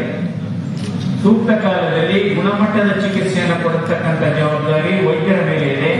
ಆದರೆ ಗುಣಮಟ್ಟದ ಚಿಕಿತ್ಸೆಯನ್ನು ಕೊಟ್ಟು ಚಿಕಿತ್ಸೆ ಫಲಕಾರಿಯಾಗದಿದ್ದರೆ ವೈದ್ಯರನ್ನ ಪ್ರತಿಯೊಂದಕ್ಕೂ ದೂರ ಮಾಡುವುದು, ವೈದ್ಯರ ಮೇಲೆ ಹಲ್ಲೆ ಮಾಡುವುದು ಮತ್ತು ಆಸ್ಪತ್ರೆಗಳಿಗೆ ಆಸ್ತಿಪಾಸ್ತಿಯನ್ನ ನಷ್ಟವನ್ನು ಮಾಡುವಂತಹ ಪ್ರವೃತ್ತಿ ಇರಬಾರದು. ಯಾಕೆಂದ್ರೆ ಈ ಪ್ರವೃತ್ತಿ ಮುಂದುವರೆದರೆ ವೈದ್ಯಕೀಯ ವೃತ್ತಿ ನಿಜವಾಗ್ಲೂ ಅದು ಬೇರೆಯ ದಾರಿಗೆ ತಪ್ಪುತ್ತೆ. ಆದ್ದರಿಂದ ಇದು ವೈದ್ಯರ ಆತ್ಮವಿಶ್ವಾಸವನ್ನು ಕೂಡ ಕಾಡುತ್ತಿದೆ. ನಮ್ಮ ದೇಶದಲ್ಲಿ ಒಂದು ಕೂಗಿದೆ, ವೈದ್ಯರುಗಳು ಹಳ್ಳಿಗಳಿಗೆ ಹೋಗ್ತಾ ಇಲ್ಲ, ಕೇವಲ ನಗರ ಪ್ರದೇಶಗಳಲ್ಲಿ ಮಾತ್ರ ಕೆಲಸ ಮಾಡ್ತಾ ಇದ್ದಾರೆ. ಆದರೆ ಇವತ್ತು ಏನಾಗಿದೆ, ವೈದ್ಯರುಗಳಿಗೆ ಗ್ರಾಮೀಣ ಭಾಗದಲ್ಲಿ ಯಾವುದೇ ಕೂಡ ರಕ್ಷಣೆ ಇಲ್ಲ ಮತ್ತು ಅವರಿಗೆ ಯಾವುದೇ ಸುರಕ್ಷತೆ ಇಲ್ಲ. ಅದರಿಂದ ಮೊದಲು ವೈದ್ಯರು ಭಯಭೀತರಾಗಿದ್ದಾರೆ. ವೈದ್ಯರ ಮೇಲೆ ಹಲ್ಲೆಗಳು ಜಾಸ್ತಿ ಆಗ್ತಾ ಇದೆ ನಿರಂತರವಾಗಿ. ಅದರಿಂದ ನನ್ನ ಒಂದು ಮನವಿ ಇದೆ, ಇವತ್ತು ಸರ್ಕಾರ ಆರೋಗ್ಯ ಮತ್ತು ಶಿಕ್ಷಣಕ್ಕೆ ಹೆಚ್ಚು ಒತ್ತು ಕೊಡ್ತಾ ಇದೆ. ಬಹುಶಃ ಈ ಗ್ರಾಮೀಣ ಭಾಗದಲ್ಲಿ ಬರ್ತಕ್ಕಂಥ ಆಸ್ಪತ್ರೆ, ಜಿಲ್ಲಾ ಪರಿಷತ್ ವ್ಯಾಪ್ತಿಯಲ್ಲಿ ಬರತಕ್ಕಂಥ ಆಸ್ಪತ್ರೆಗಳು ಮತ್ತು ಶಾಲೆಗಳನ್ನ ಜಿಲ್ಲಾ ಪರಿಷತ್ ವ್ಯಾಪ್ತಿಯಿಂದ ಸ್ವಲ್ಪ ಹೊರಗೆ ಇಟ್ಟು ಅದನ್ನ ನಿರ್ವಹಣೆ ಮಾಡಿದರೆ ಬಹಳ ಅನುಕೂಲವಾಗುತ್ತದೆ ಅಂತ ನನ್ನ ಭಾವನೆ. ನಾವು ವೈದ್ಯರುಗಳು ಮನೆಯಲ್ಲಿ ಪೂಜೆ ಮಾಡದೇ ಇರಬಹುದು ಅಥವಾ ಪೂಜೆ ಮಾಡಬಹುದು, ಆದರೆ ಒಬ್ಬ ರೋಗಿಗೆ ಚಿಕಿತ್ಸೆ ಕೊಡತಕ್ಕಂಥ ಸಂದರ್ಭದಲ್ಲಿ ನಾವು ರೋಗಿಗೆ ಗುಣವಾಗಲಿ ಅಂದ್ಬಿಟ್ಟು ಮನಸ್ಸಿನಲ್ಲೇ ಪೂಜೆ ಮಾಡ್ತೇವೆ. ಇದನ್ನ ಯಾಕೆಂದ್ರೆ ಎಷ್ಟೋ ಸರಿ ನಾನು ರೋಗಿಗಳಿಗೆ ಗಂಭೀರವಾದ ಸಮಸ್ಯೆ ಇದ್ದಾಗ ಅವರ ಪರವಾಗಿ ಅರ್ಕೆ ಕಟ್ಕೊಂಡಿದ್ದೀವಿ ದೇವರಿಗೆ. ಅದರಿಂದ ಜನರು ಇದನ್ನ ನಾವು ಅರ್ಥ ಮಾಡ್ಕೋಬೇಕಾಗತ್ತೆ. ಇವತ್ತು ಈ ಕರೋನಾ ವಾರಿಯರ್ಸ್ಗೆ ಇವತ್ತು ಸನ್ಮಾನ ಮಾಡಿದ್ದಾರೆ. ಅದರಲ್ಲಿ ವೈದ್ಯರಿದ್ದಾರೆ, ಅದರಲ್ಲಿ ನರ್ಸ್ ಇದ್ದಾರೆ, ಅದರಲ್ಲಿ ಪೊಲೀಸರಿದ್ದಾರೆ, ಅದರಲ್ಲಿ ಪೌರ ಕಾರ್ಮಿಕರಿದ್ದಾರೆ, ಅದರಲ್ಲಿ ಸಮಾಜ ಕಾರ್ಯಕರ್ತರಿದ್ದಾರೆ, ಹೀಗಾಗಿ ಮತ್ತು ಆಶಾ ಕಾರ್ಯಕರ್ತರಿದ್ದಾರೆ. ಇದು ಏನ್ ಹೇಳುತ್ತೆ ಅಂದ್ರೆ, ಹುದ್ದೆಯಿಂದ ಯಾರು ದೊಡ್ಡವರಾಗೋದಿಲ್ಲ, ನಾವು ಮಾಡುವ ಕೆಲಸದಿಂದ ನಾವು ದೊಡ್ಡವರಾಗ್ತೇವೆ. ಅದಕ್ಕೆ ಒಂದು ನಾಣ್ಣುಡಿ ಕೂಡ ಇದೆ, ಸಾಧನೆ ಇಲ್ಲದೆ ಸತ್ತರೆ ಸಾವಿಗೆ ಅವಮಾನ, ಆದರ್ಶ ಇಲ್ಲದೆ ಬದುಕಿದರೆ ಬದುಕಿಗೆ ಅವಮಾನ ಅಂತ. ಅದರಿಂದ ಇವತ್ತು ನಮ್ಮ ಯಾವುದೇ ಕ್ಷೇತ್ರದಲ್ಲಿ ಕೆಲಸ ಮಾಡಲಿ, ನಾವು ಪ್ರೀತಿಯಿಂದ ಕೆಲಸ ಮಾಡಬೇಕು. ಆ ಕೆಲಸವನ್ನ ನಾವು ಪ್ರೀತಿಸಬೇಕು, ಆವಾಗ ಅದು ಹೆಚ್ಚು ಫಲವನ್ನ ಕೊಡುತ್ತೆ. ಹಾಗೆ ಕಾಲ ಬದಲಾಗಿದೆ ಅಂತ ಎಷ್ಟೋ ಜನ ಹೇಳ್ತಾರೆ. ನಿಜವಾಗ್ಲೂ ಕಾಲ ಬದಲಾಗಿಲ್ಲ, ಬದಲಾಗಿರೋದು ಜನ ಬದಲಾಗಿದ್ದಾರೆ, ಜನರ ಜೀವನ ಶೈಲಿ ಬದಲಾಗಿದೆ, ಜನರ ದೃಷ್ಟಿಕೋನ ಬದಲಾಗಿದೆ. ಯಾಕೆಂದ್ರೆ ನಾವು ಇತ್ತೀಚಿನ ದಿನಗಳಲ್ಲಿ ನೋಡಿದಾಗ ಕಾಲ ಬದಲಾಗಿಲ್ಲ, ನಮ್ಮ ಬದುಕು ಬದಲಾವಣೆಯಾಗಿದೆ.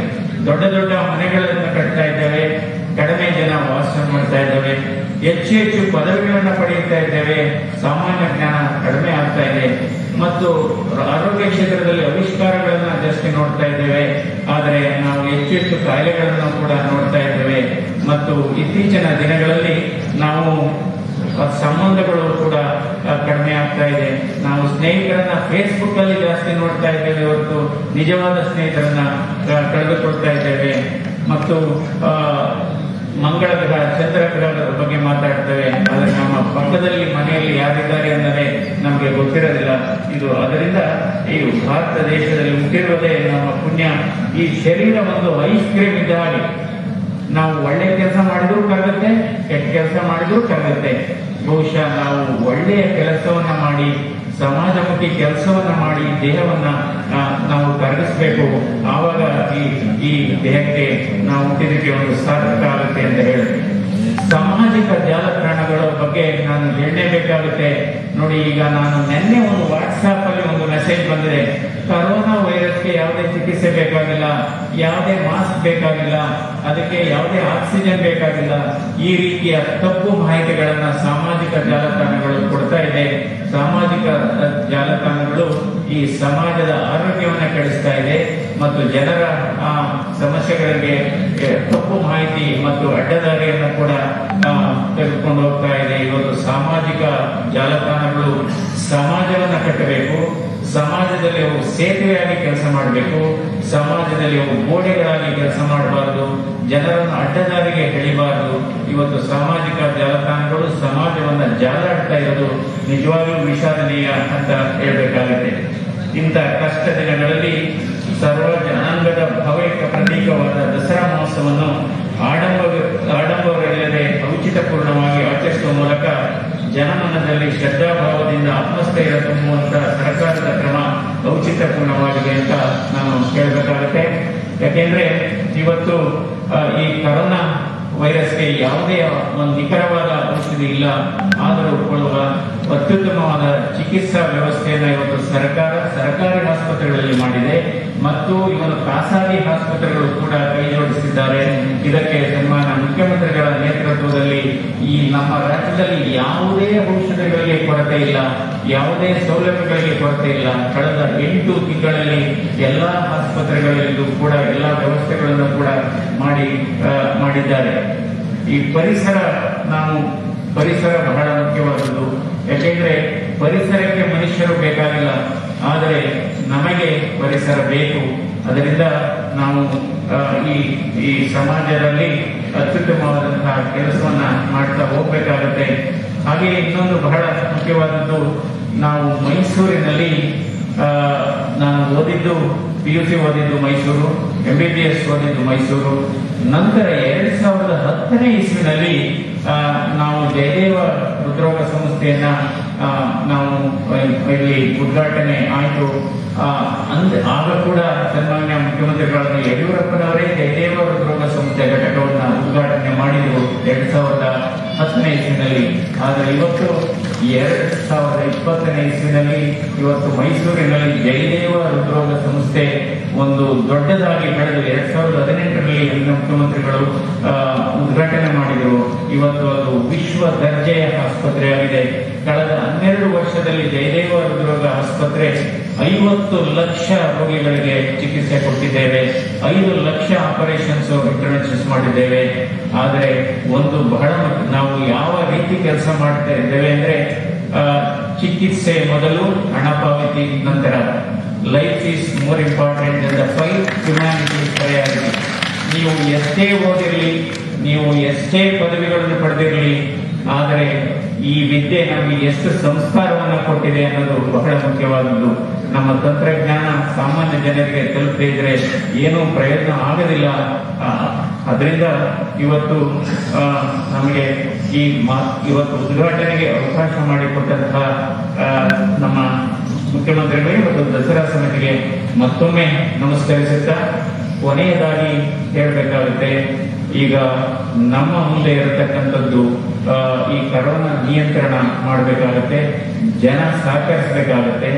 ಬಹಳ ಮುಖ್ಯವಾದದ್ದು. ನಮ್ಮ ಮುಂದೆ ಯಾವುದೇ ನಿಖರವಾದಂತಹ ಔಷಧಿಗಳಿಲ್ಲ. ಬಹುಶಃ ಲಸಿಕೆ ಈ ವರ್ಷ ಬರುವ ಯಾವ ಲಕ್ಷಣಗಳು ಇಲ್ಲ. ಮುಂದಿನ ವರ್ಷ ಫೆಬ್ರವರಿ ಅಥವಾ ಜುಲೈನಲ್ಲಿ ಬರ್ತಕ್ಕಂಥ ಎಲ್ಲ ಸೂಚನೆ ಇದೆ. 3ನೇ ಹಂತದ ಪ್ರಯೋಗ ನಡೀತಾ ಇದೆ. ಬಹುಶಃ ಲಸಿಕೆ ಬರುವ ತನಕ ನಮ್ಮ ಕೈಯಲ್ಲಿ ಇರುವುದು 2-3 ಲಸಿಕೆ ಮಾತ್ರ ಇದೆ. ಮೊದಲನೇ ಲಸಿಕೆ ಯಾವುದಪ್ಪ ಅಂದ್ರೆ ಮಾಸ್ಕ್ ಧರಿಸುವುದು.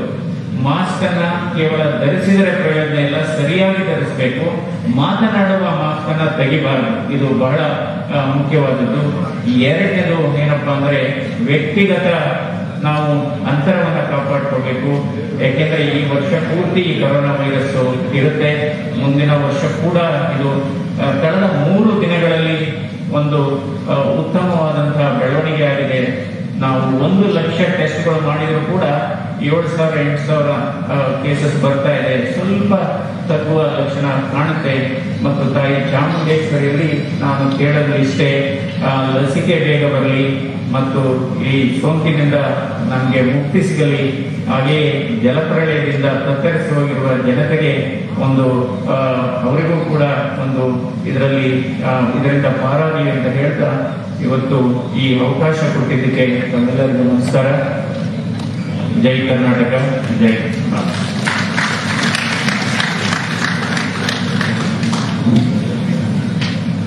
ತಾಯಿ ಚಾಮುಂಡೇಶ್ವರಿಯಲ್ಲಿ ನಾನು ಕುಟುಂಬದ ಸೌಖ್ಯವನ್ನ ಬೇಕಿಲ್ಲ, ಇಡೀ ನಾಡಿನ ಹಿತವನ್ನ ಬೇಡ್ಕೊಂಡಿದ್ದೀನಿ ಅಂತ ಹೃದಯ ಸ್ಪರ್ಶಿ ಮಾತುಗಳನ್ನಾಡಿದ ಖ್ಯಾತ ಹೃದ್ರೋಗ ತಜ್ಞರಾದ ಡಾಕ್ಟರ್ CN ಮಂಜುನಾಥ್ ಅವರಿಗೆ ಮೈಸೂರು ಜಿಲ್ಲಾ ಆಡಳಿತದ ಪರವಾಗಿ ಹೃದಯಪೂರ್ವಕ ಧನ್ಯವಾದಗಳು.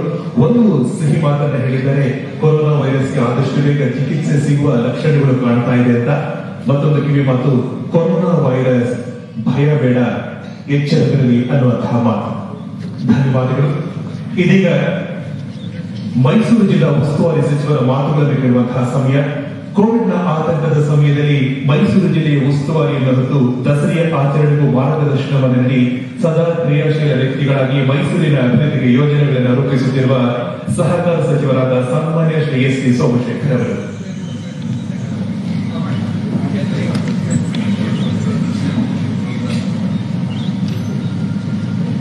ಎಲ್ರಿಗೂ ನಮಸ್ಕಾರ. ವೇದಿಕೆಯಲ್ಲಿರುವ ಎಲ್ಲ ಜನಪ್ರತಿನಿಧಿಗಳೇ ಹಾಗೂ ಮಾಧ್ಯಮದ ಮಿತ್ರರೇ, ಅಧಿಕಾರಿ ವರ್ಗದವರೇ, ಮತ್ತೆ ಮುಂಭಾಗದಲ್ಲಿರ್ತಕ್ಕಂಥ ಎಲ್ಲ ನನ್ನ ಆತ್ಮೀಯ ಬಂಧುಗಳೇ, ನಾಡ ಹಬ್ಬ ಮೈಸೂರು ದಸರಾ ಮಹೋತ್ಸವದ ಉದ್ಘಾಟನಾ ಸಮಾರಂಭಕ್ಕೆ ಆಗಮಿಸಿರುವ ಈ ನಾಡಿನ ಜನಪ್ರಿಯ ಮುಖ್ಯಮಂತ್ರಿಯವರಾದಂತಹ ಮಾನ್ಯ ಶ್ರೀ ಯಡಿಯೂರಪ್ಪನವರೇ ಹಾಗೂ ಈ ಸಮಾರಂಭದಲ್ಲಿ ಭಾಗವಹಿಸಿರುವ ಎಲ್ಲ ಗಣ್ಯಮಾನ್ಯರಿಗೆ ಸ್ವಾಗತ ಕೋರುತ್ತೇನೆ. ಮೈಸೂರು ದಸರಾ ಮಹೋತ್ಸವ ಈ ನಾಡಿಗೆ ಅತ್ಯಂತ ಸಂಭ್ರಮದ ಹಾಗೂ ಗೌರವದ ಸಂಕೇತ. ಹಂಪಿಯ ಮಹಾನವಮಿ ದಿಬ್ಬದಲ್ಲಿ ವಿಜಯನಗರ ಸಾಮ್ರಾಜ್ಯದ ಅರಸರು ಆಚರಿಸುತ್ತಿದ್ದ ದಸರಾ ಉತ್ಸವವನ್ನು ಮೈಸೂರಿನ ಅರಸರು ಮುಂದುವರಿಸಿದರು. ರಾಜಪ್ರಭುತ್ವದ ನಂತರ ಈ ಸಂಪ್ರದಾಯವನ್ನು ಕರ್ನಾಟಕ ಸರ್ಕಾರ ಆಚರಿಸಿಕೊಂಡು ಬಂದಿರುವ ವಿಚಾರ ಎಲ್ಲರಿಗೂ ಗೊತ್ತಿರುವಂತದ್ದು. ನಾಡಿನ ಅಧಿದೇವತೆಯನ್ನು ಕರೆಯಲಾಗುವ ಶ್ರೀ ಚಾಮುಂಡೇಶ್ವರಿ ದೇವಿಯ ಸನ್ನಿಧಿಯಲ್ಲಿ ತಾಯಿ ಶ್ರೀ ಚಾಮುಂಡೇಶ್ವರಿಗೆ ಅಗ್ರ ಪೂಜೆ ಸಲ್ಲಿಸಿ ನಾಡಿಗೆ ರಾಜ್ಯಕ್ಕೆ ಒಳಿತಾಗಲಿ, ದಸರಾ ಕೈಕಾರ್ಯಗಳು ನಿರ್ವಿಘ್ನವಾಗಿ ಸಾಗಲಿ ಎಂಬ ಪ್ರಾರ್ಥನೆಯೊಂದಿಗೆ ದಸರಾ ಮಹೋತ್ಸವವನ್ನು ಚಾಮುಂಡಿ ಬೆಟ್ಟದಲ್ಲಿ ಉದ್ಘಾಟಿಸುವುದು ಸಂಪ್ರದಾಯವಾಗಿದೆ.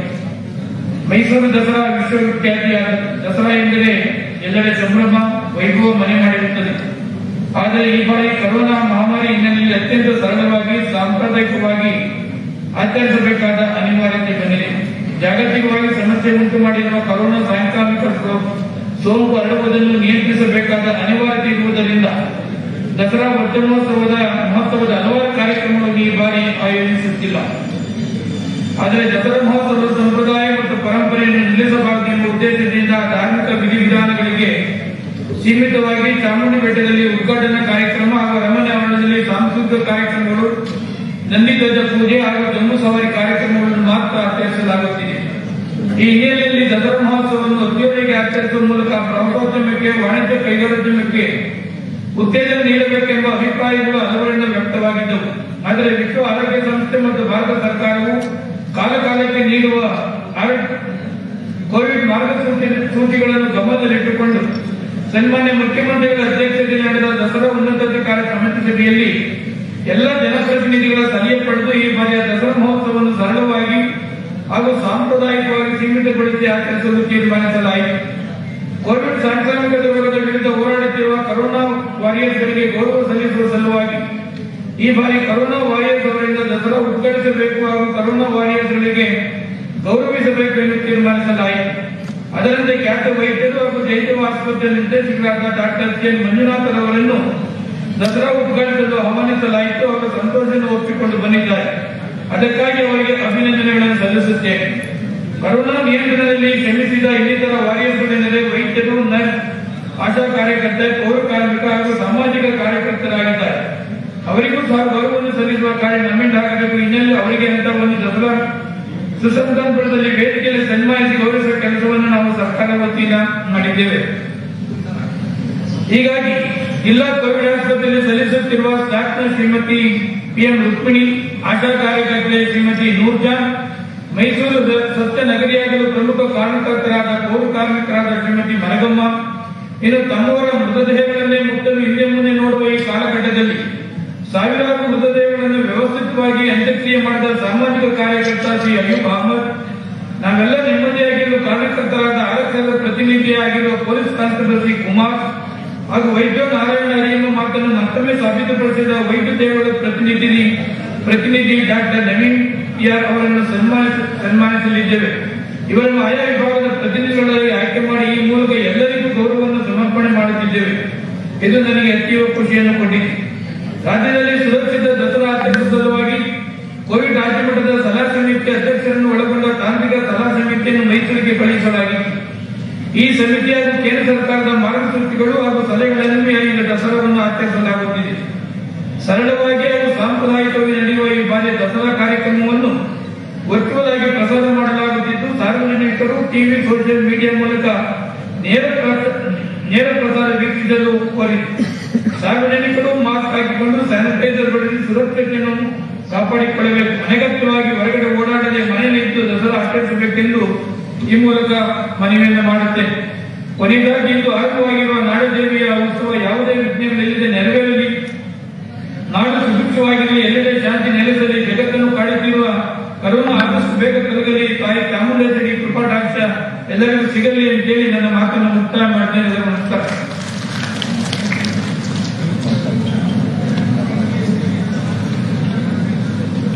ದಸರೆಯ ಯಶಸ್ವಿಗೆ ಎಲ್ಲರ ಸಹಕಾರವನ್ನು ಕೋರಿದ ಸನ್ಮಾನ್ಯ ಶ್ರೀ S.T. ಸೋಮಶೇಖರ್ ಅವರು ಮೈಸೂರು ಜಿಲ್ಲಾ ಉಸ್ತುವಾರಿ ಸಚಿವರಿಗೆ ಧನ್ಯವಾದಗಳು.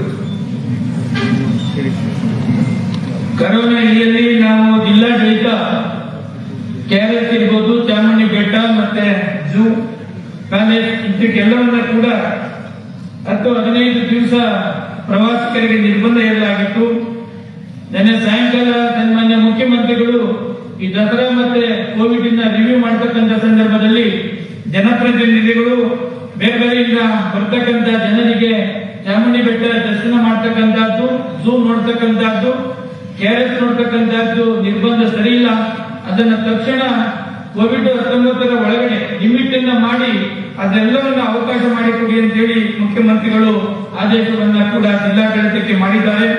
ಅದರಂತೆ ಯಾವುದರ ಜಿಲ್ಲಾಡಳಿತ ಇದನ್ನ ರದ್ದುಪಡಿಸಿದಾರೋ ಅದೆಲ್ಲವನ್ನ ಮುಖ್ಯಮಂತ್ರಿಗಳ ಆದೇಶದ ಮೇರೆಗೆ ಕಡ್ಡಾಯವಾಗಿ ಮಾಸ್ಕ್ ಧರಿಸತಕ್ಕಂಥದ್ದು, ಅಂತರವನ್ನ ಕಾಯ್ದುಕೊಳ್ತಕ್ಕಂಥದ್ದು ಮತ್ತೆ ಸ್ಯಾನಿಟೈಸರ್ ಬಳಸತಕ್ಕಂಥದ್ದನ್ನ ಗಮನದಲ್ಲಿ ಇಟ್ಟುಕೊಂಡು ಈ ನಿರ್ಬಂಧವನ್ನ ತೆರವುಗೊಳಿಸಲಾಗುತ್ತದೆ. ನಮಸ್ಕಾರ. ಧನ್ಯವಾದಗಳು. ಇದೀಗ ಕಾರ್ಯಕ್ರಮದ ಮತ್ತೊಂದು ಮುಖ್ಯ ಅತಿಥಿಗಳು ಸಂಸತ್ತಿನಲ್ಲಿ ಕನ್ನಡಿಗರ ಸಿಂಹಗರ್ಜನೆಯಾಗಿರುವ ಯುವ ನಾಯಕರಾದ ಪ್ರತಾಪ್ ಸಿಂಹರ್. ಇದೀಗ ಅವರ ಮಾತುಗಳನ್ನು ಕೇಳೋಣ.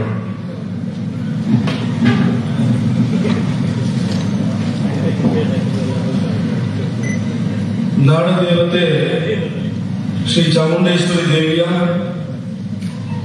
ಅಗ್ರ ಪೂಜೆಯೊಡನೆ ದಸರಾಕ್ಕೆ ವಿದ್ಯುಕ್ತವಾಗಿ ಚಾಲನೆಯನ್ನು ನೀಡಿರುವಂತಹ ನಮ್ಮ ನಿಮ್ಮೆಲ್ಲರ ನೆಚ್ಚಿನ ಸನ್ಮಾನ್ಯ ಮುಖ್ಯಮಂತ್ರಿಗಳು, ಜನನಾಯಕರು, ಅಭಿವೃದ್ಧಿಯ ಅಧಿಕಾರವಾಗಿರುವಂತಹ ಯಡಿಯೂರಪ್ಪ ಸಾಹೇಬರು, ಈ ಬಾರಿಯ ದಸರಾದ ಉದ್ಘಾಟನೆಗೆ ಕೊರೋನಾ ಹಿನ್ನೆಲೆಯಲ್ಲಿ ಇನ್ನೂ ಹೆಚ್ಚಿನ ಗರಿಮೆಯನ್ನು ತಂದುಕೊಟ್ಟಿರುವಂತಹ ಹೃದಯವಂತ ಡಾಕ್ಟರ್ CN ಮಂಜುನಾಥ್ ಅವರೇ,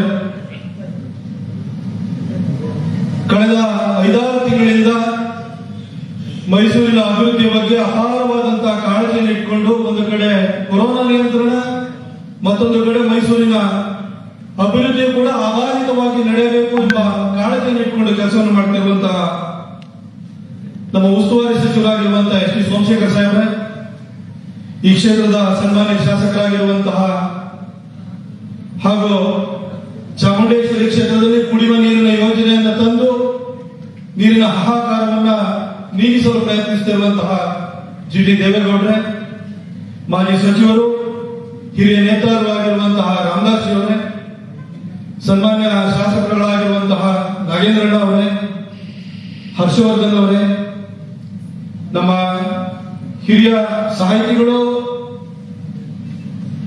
ಮಾಜಿ ಸಚಿವರು, ರಾಜಕೀಯ ಧುರೀಣರು ಆಗಿರುವಂತಹ ವಿಶ್ವನಾಥ್ ಸಾಹೇಬ್ರೆ, ವೇದಿಕೆ ಮೇಲೆ ಉಪಸ್ಥಿತರಿರುವಂತಹ ನಮ್ಮ ಕೃಷಿ ಸಚಿವರು ಹಾಗೂ ಬಹಳ ಚಟುವಟಿಕೆಯಿಂದ ಇಡೀ ರಾಜ್ಯವನ್ನು ಪ್ರವಾಸ ಮಾಡ್ತಾ ಬಂದಿರುವಂತಹ BC ಪಾಟೀಲ್ ಸಾಹೇಬ್ರೆ, ನಮ್ಮ ಕೊಳ್ಳೇಗಾಲದ ಸನ್ಮಾನ್ಯ ಶಾಸಕರಾಗಿರುವಂತಹ ಮಹೇಶ್ ಅವರೇ, ಹಾಗೂ ವೇದಿಕೆ ಮೇಲೆ ಉಪಸ್ಥಿತರಿರುವಂತಹ ಎಲ್ಲ ಗಣ್ಯರೇ ಹಾಗೂ ನೆರೆದಿರುವಂತಹ ಎಲ್ಲ ಭಕ್ತಾದಿಗಳೇ ಹಾಗೂ ನನ್ನ ಮಾಧ್ಯಮ ಮಿತ್ರರೇ, ನಮ್ಮ ಯಡಿಯೂರಪ್ಪ ಸಾಹೇಬರು ಬಹುಶಃ ಇತ್ತೀಚಿನ ವರ್ಷಗಳಲ್ಲಿ ಕರ್ನಾಟಕದ ಮುಖ್ಯಮಂತ್ರಿಯಾಗಿ ತಾಯಿ ಚಾಮುಂಡಿಯ ಆಶೀರ್ವಾದವನ್ನ ಮತ್ತು ತಾಯಿ ಚಾಮುಂಡಿಯ ಸೇವೆಯನ್ನು ಮಾಡಲಿಕ್ಕೆ ಅತಿ ಹೆಚ್ಚು ಅವಕಾಶವನ್ನು ಪಡೆದುಕೊಂಡಂತ ಮುಖ್ಯಮಂತ್ರಿ ಅಂತ ಹೇಳ್ಬೋದು.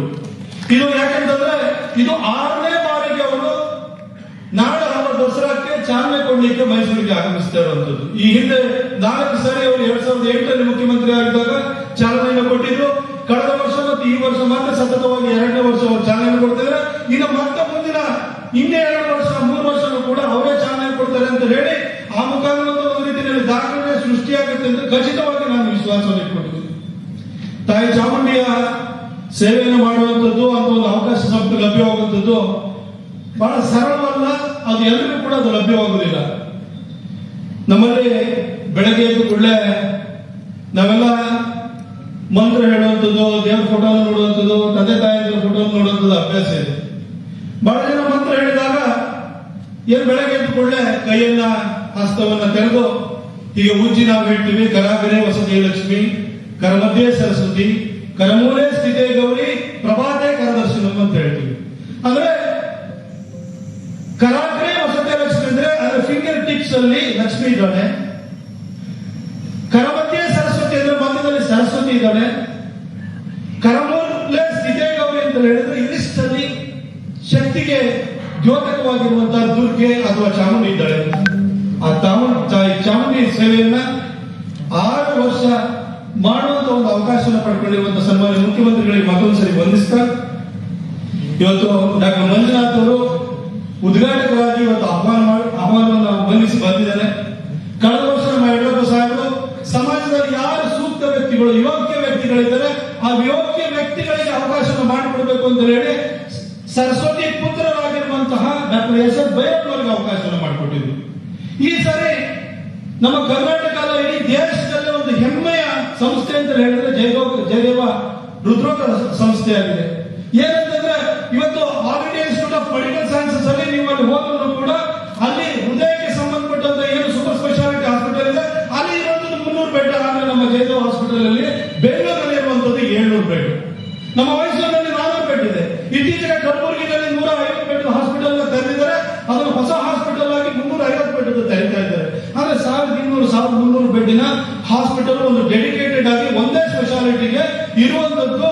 ಅದು ಸರ್ಕಾರದ ಆಚೆಗೆ ಇದು ಜನರಿಂದ ಕೂಡ ಹಣ ಸಹಾಯವನ್ನು ಪಡೆದುಕೊಂಡು ಜನರು ಸ್ವಇಚ್ಛೆಯಿಂದ ಕೂಡ ದಾನವನ್ನು ಮಾಡುವಂತಹ ಒಂದು ಯೋಗ್ಯತೆಯನ್ನ, ಅದರ ಒಂದು ವಿಶ್ವಾಸವನ್ನು ಬೆಳೆಸಿಕೊಂಡಿರುವಂತಹ ಒಂದು ಜಯದೇವ ಸಂಸ್ಥೆಯನ್ನ ಈ ಮಟ್ಟಕ್ಕೆ ಬೆಳೆಸಿರುವಂತಹ ಡಾಕ್ಟರ್ ಮಂಜುನಾಥ್ ಅವರಿಗೆ ಇವತ್ತು ನಮ್ಮ ಮುಖ್ಯಮಂತ್ರಿಗಳು ಯಾವ ರಾಜಕೀಯ ಆದಂತಹ ಬೇರೆ ಯಾವುದೇ ವಿಚಾರಗಳನ್ನು ಕೂಡ ಗಣನೆಗೆ ತೆಗೆದುಕೊಳ್ಳದೆ ಅವರ ಯೋಗ್ಯತೆಯ ಮೇಲೆ ಅವರಿಗೆ ಕರೆದು ಇಂತ ಒಂದು ಅವಕಾಶವನ್ನು ಮಾಡಿಕೊಟ್ಟಿದ್ದಾರೆ ಅಂತಂದ್ರೆ ಅದು ನಮ್ಮ ಯಡಿಯೂರಪ್ಪ ಸಾಹೇಬರಲ್ಲಿ ಇರುವಂತಹ ಒಂದು ನಿಷ್ಪಕ್ಷಪಾತತೆ ಮತ್ತೆ ಯಾರು ಸಮಾಜದಲ್ಲಿ ಒಳ್ಳೆಯ ವ್ಯಕ್ತಿಗಳಿದ್ದಾರೆ ಅವರಿಗೆ ಮನ್ನಣೆ ಕೊಡಬೇಕು ಅನ್ನೋ ಒಂದು ಮನೋಭಾವನೆಗೆ ಇದು ದ್ಯೋತಕವಾಗಿದೆ ಅಂತ ನಾನು ಭಾವಿಸ್ತೇನೆ. ಬಂಧುಗಳೇ, ಅದ್ರ ಜೊತೆ ನಮಗೆ ಖುಷಿ ಇನ್ನೊಂದು ವಿಚಾರ ಅಂತಂದ್ರೆ, ನಮ್ಮ ಧರ್ಮ ಅನ್ನೋದು ಇದೊಂದು ಹಿಂದೂ ಧರ್ಮದಲ್ಲಿ ಹಿಂದೂ ಧರ್ಮ ಅಂತಸತ್ವ ಏನಂತಂದ್ರೆ ಆ ಯುನಿಟಿ ಇನ್ ಡೈವರ್ಸಿಟಿ ಅಂತ ಹೇಳ್ತೀವಲ್ಲ, ಅದನ್ನು ಬಹಳ ಜನ ತಪ್ಪಾಗಿ ತಿಳ್ಕೊಳ್ತಾರೆ. ಈ ಸೆಕ್ಯುಲರಿಸಮ್ ಅಂದ್ರೆ ಯುನಿಟಿ ಅಂಡ್ ಡೈವರ್ಸಿಟಿ ಎಲ್ಲ ಧರ್ಮಗಳು ಇರುವಂತದ್ದು ಭಾವಿಸಿದ್ದಾರೆ. ಅಲ್ಲ, ಯುನಿಟಿ ಅಂಡ್ ಡೈವರ್ಸಿಟಿ ಅನ್ನೋದು ಈ ಹಿಂದೂ ಧರ್ಮದ ಒಂದು ಅಂತಸತ್ವ. ಯಾಕೆಂದ್ರೆ ನಮಗೆ ಇವಾಗ ಕಟಾವಿನ ಸೀಸನ್ ಬಂತು, ನಾವು ಪುತ್ತರಿಯನ್ನು ಮಾಡ್ದು ಬಿಹುವನ್ನು ಮಾಡ್ತೀವಿ, ಸಂಕ್ರಾಂತಿ ಬರ್ತದೆ, ಅಥವಾ ನಮಗೆ ಏನು ಪೊಂಗಲ್ ಬರುತ್ತೆ. ಒಂದೊಂದು ರಾಜ್ಯದಲ್ಲಿ ಒಂದೊಂದು ರೀತಿಯಲ್ಲಿ ಆಚರಣೆ ಮಾಡ್ತೀವಿ, ಆದ್ರೆ ಎಲ್ಲರೂ ಕೂಡ ಎಲ್ಲ ಒಂದೇ, ಅದರ ಮೂಲ ಉದ್ದೇಶ ಅನ್ನೋದು ಒಂದೇ ಆಗಿರ್ತದೆ. ಯಾವ ಒಂದು ಅಯ್ಯಪ್ಪ ಸ್ವಾಮಿ ಬೆಟ್ಟಕ್ಕೆ ಹೋದ್ರೆ ಋತುಚಕ್ರ ಆಗುವಂತವರಿಗೆ ಅಲ್ಲಿ ಪ್ರವೇಶ ನಿಷಿದ್ಧ. ಅಲ್ಲಿ ಯಾಕೆ ಅಂತ ಹೇಳಿದ್ರೆ ಅದು ನೈಷ್ಠಿಕ ಬ್ರಹ್ಮಚಾರಿ ಅಯ್ಯಪ್ಪ ಅಂತ ಹೇಳುವಂತಹ ನಮ್ಮ ಧರ್ಮ.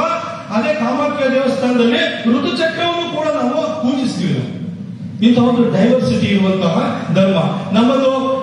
ಯುನಿಟಿ ಇನ್ ಡೈವರ್ಸಿಟಿ, ಬೇರೆಗಳನ್ನು ಬೇರೆ ಏನು ಯೋಚನೆಗಳನ್ನು ಬೇರೆ ಬೇರೆ ಧರ್ಮಗಳಲ್ಲಿ ಏನಿರ್ತದೆ ಅಂದ್ರೆ ಯುನಿಟಿ ಇನ್ ಯೂನಿಫಾರ್ಮಿಟಿ ಇರುತ್ತೆ ಹೊರತು ಯುನಿಟಿ ಇನ್ ಡೈವರ್ಸಿಟಿ ಇರುವುದಿಲ್ಲ. ಅಂತಹ ಒಂದು ಬಹಳ ಒಂದು ದೊಡ್ಡ ಅಂತಃಶಕ್ತಿಯನ್ನ ಸತ್ವವನ್ನು ಹೊಂದಿರುವಂತಹ ನಮ್ಮ ಧರ್ಮ, ಆ ಧರ್ಮದ ಪ್ರತೀಕವಾಗಿರುವಂತಹ ಈ ದಸರಾವನ್ನ ನಮ್ಮ ಹೆಮ್ಮೆಯ ಯದುವಂಶದವರು ವಿಜಯನಗರ ಸಾಮ್ರಾಜ್ಯದ ಪತನದ ನಂತರ ನಮ್ಮ ಮೈಸೂರಿನಲ್ಲಿ ಆ ಪರಂಪರೆಯನ್ನು ಮುಂದುವರಿಸಿಕೊಂಡು ಬಂದ್ರು. ಇದು 411ನೇ ವರ್ಷ ಆ ಒಂದು ಪರಂಪರೆಗೆ ದ್ಯೋತಕವಾಗಿ ನಾಡ ಹಬ್ಬ ದಸರಾ ನಡೀತಾ ಇದೆ.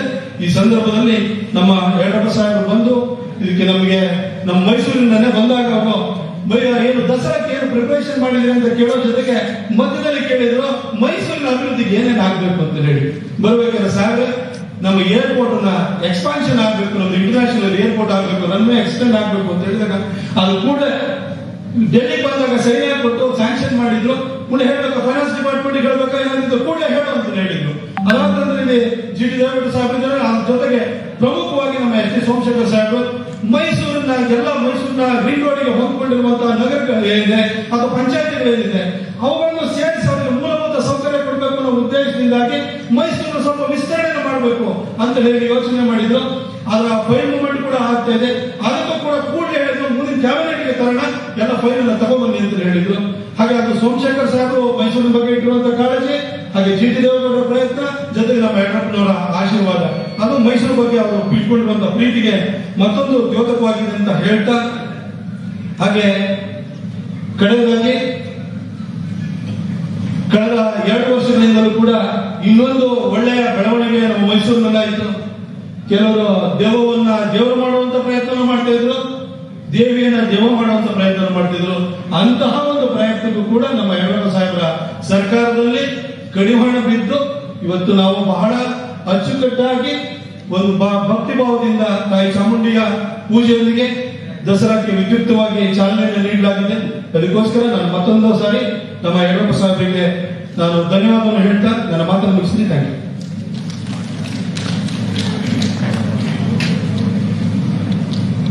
ಸನ್ಮಾನ್ಯ ಮುಖ್ಯಮಂತ್ರಿಗಳ ಸಹಕಾರದ ಬಗ್ಗೆ ಪ್ರೀತಿ ತುಂಬಿದ ಮಾತುಗಳನ್ನಾಡಿದ ಯುವ ನಾಯಕರಾದ ಶ್ರೀ ಪ್ರತಾಪ್ ಸಿಂಹ ಅವರಿಗೆ ಧನ್ಯವಾದಗಳು. ಸಹೃದಯಿ ಬಂಧುಗಳೇ, ಇದೀಗ ಕಾರ್ಯಕ್ರಮದ ಅಧ್ಯಕ್ಷತೆ ವಹಿಸಿರುವ ಸನ್ಮಾನ್ಯ ಶ್ರೀ ಜಿ ಟಿ ದೇವೇಗೌಡರ ಮಾತುಗಳನ್ನು ಕೇಳುವಂತಹ ಸಮಯ. ಅವರ ಮಾರ್ಗದರ್ಶನದಲ್ಲಿ ಸಾಕಷ್ಟು ದಸರೆಯ ಕಾರ್ಯಕ್ರಮಗಳು ಯಶಸ್ವಿಯಾಗಿದೆ. ಹಿರಿಯ ನೇತಾರರು ಕಾರ್ಯಕ್ರಮದ ಅಧ್ಯಕ್ಷತೆಯನ್ನು ವಹಿಸಿದ್ದಾರೆ. ಇದೀಗ ಅವರ ಮಾತುಗಳು.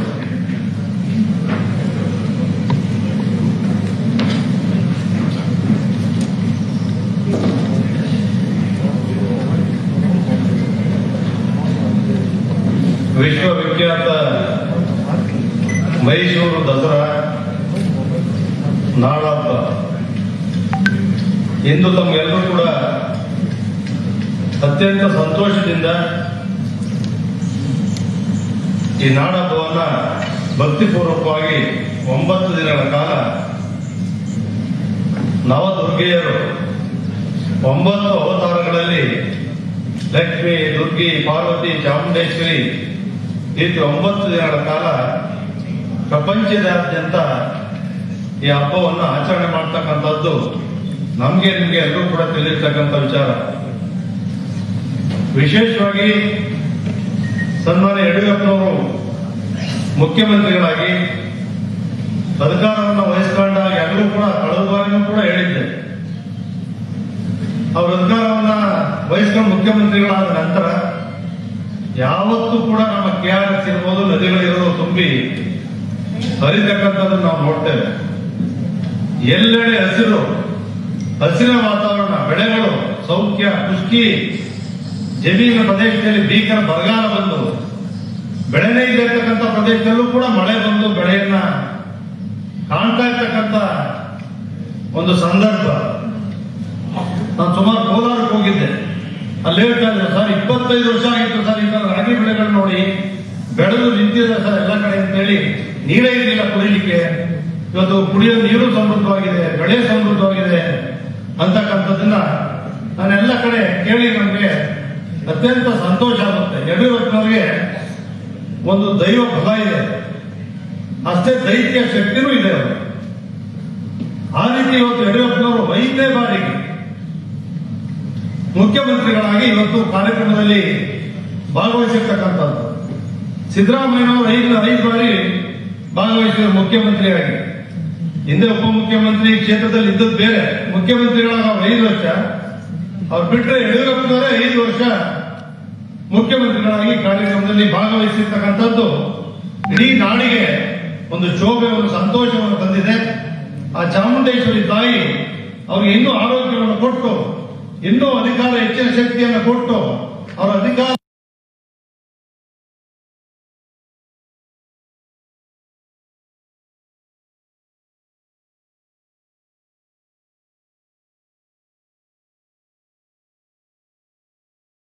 ಬಲದಿಂದ ರಾಜ್ಯ ರಾಮರಾಜ್ಯ ಆಗಲಿ, ಸಮೃದ್ಧಿಯನ್ನ ತರಲಿ ಅಂತೇಳಿ ಆ ತಾಯಿ ಚಾಮುಂಡೇಶ್ವರಿಯಲ್ಲಿ ಪ್ರಾರ್ಥನೆ ಮಾಡ್ತಾ ಅವರಿಗೆ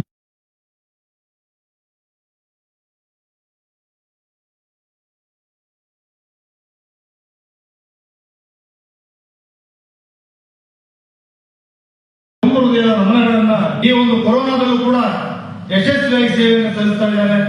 ಇವತ್ತೇನು ಸನ್ಮಾನಿತರಾಗಿದ್ದಾರೆ 6 ಜನ, ಅವರೆಲ್ಲರಿಗೂ ನಮ್ಮ ಸಮಾಜಕ್ಕೆ ಒಂದು ಆದರ್ಶ ವ್ಯಕ್ತಿಗಳು ಒಂದು ಸಂದೇಶವನ್ನು ಕೊಡ್ತಕ್ಕಂಥ ಕೆಲಸವನ್ನ ನಮ್ಮ ಮುಖ್ಯಮಂತ್ರಿಗಳು, ಉಸ್ತುವಾರಿ ಸಚಿವರು ನೇತೃತ್ವದಲ್ಲಿ ನಡೆದಿರ್ತಕ್ಕಂಥದ್ದು ಇವತ್ತು ನಮ್ಗೆಲ್ಲರೂ ಕೂಡ ಒಂದು ಸಂತೋಷವನ್ನ ತಂದಿದೆ.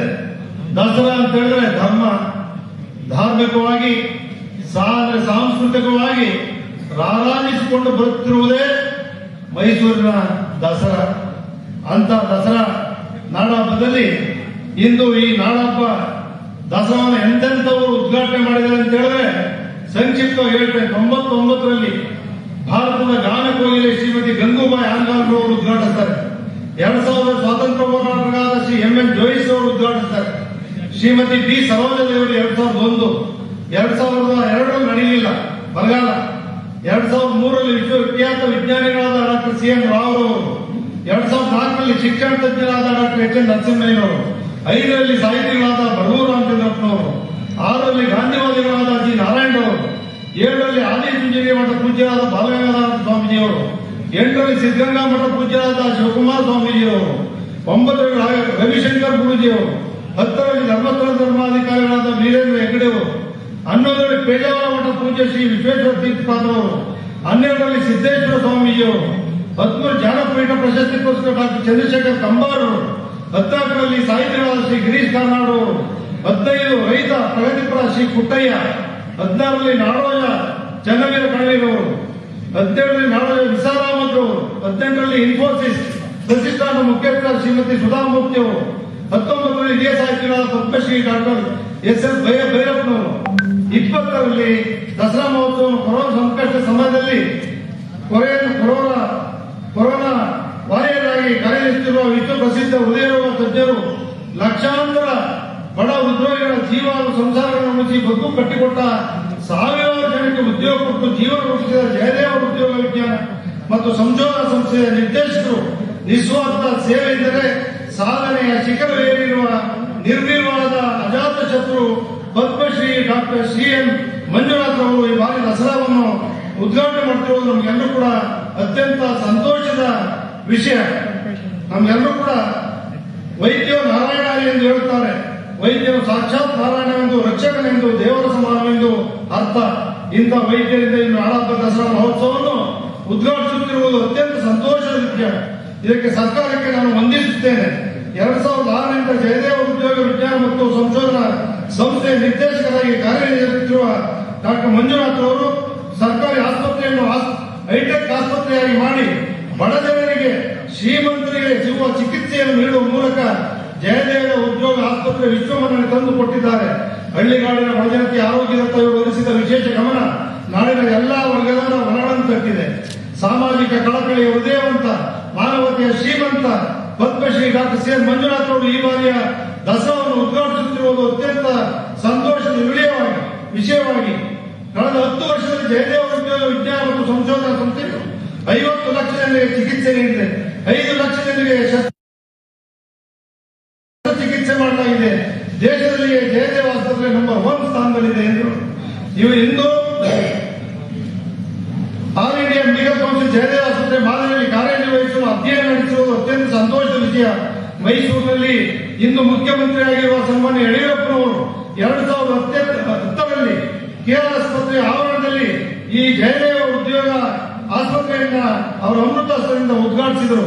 2014ರಲ್ಲಿ ಅಂದೇ ಮುಖ್ಯಮಂತ್ರಿಗಳಾಗಿದ್ದ ಶ್ರೀ ಸಿದ್ದರಾಮಯ್ಯನವರು ಕೆಆರ್ಎಸ್ ರಸ್ತೆಯ ಇಡಿ ರಸ್ತೆಯ ಆವರಣದಲ್ಲಿ ಸುಮಾರು 15 ಎಕರೆ ಪ್ರದೇಶದಲ್ಲಿ 146 ಕೋಟಿ ವೆಚ್ಚದಲ್ಲಿ 350 ಹಾಸಿಗೆಗಳ ಸುಸಜ್ಜಿತವಾದ ಆಸ್ಪತ್ರೆಯನ್ನು ನಿರ್ಮಾಣ ಮಾಡಿದ್ದಾರೆ. ಜಯದೇವ ಆಸ್ಪತ್ರೆಯಲ್ಲಿ ಬಡವರಿಗೆ ಉಳ್ಳವರಿಗೆ ದೊರಕುವ ಸೌಲಭ್ಯಗಳು ದೊರಕಬೇಕು ಎನ್ನುವ ಕನಸನ್ನು ಕಂಡು ನನಸು ಮಾಡಿದವರು ಡಾಕ್ಟರ್ ಸಿ ಎನ್ ಮಂಜುನಾಥ್ ಅವರು. ಗುಲ್ಬರ್ಗಾದಲ್ಲಿಯೂ ಕೂಡ ಸುಸಜ್ಜಿತವಾದ ಜಯದೇವ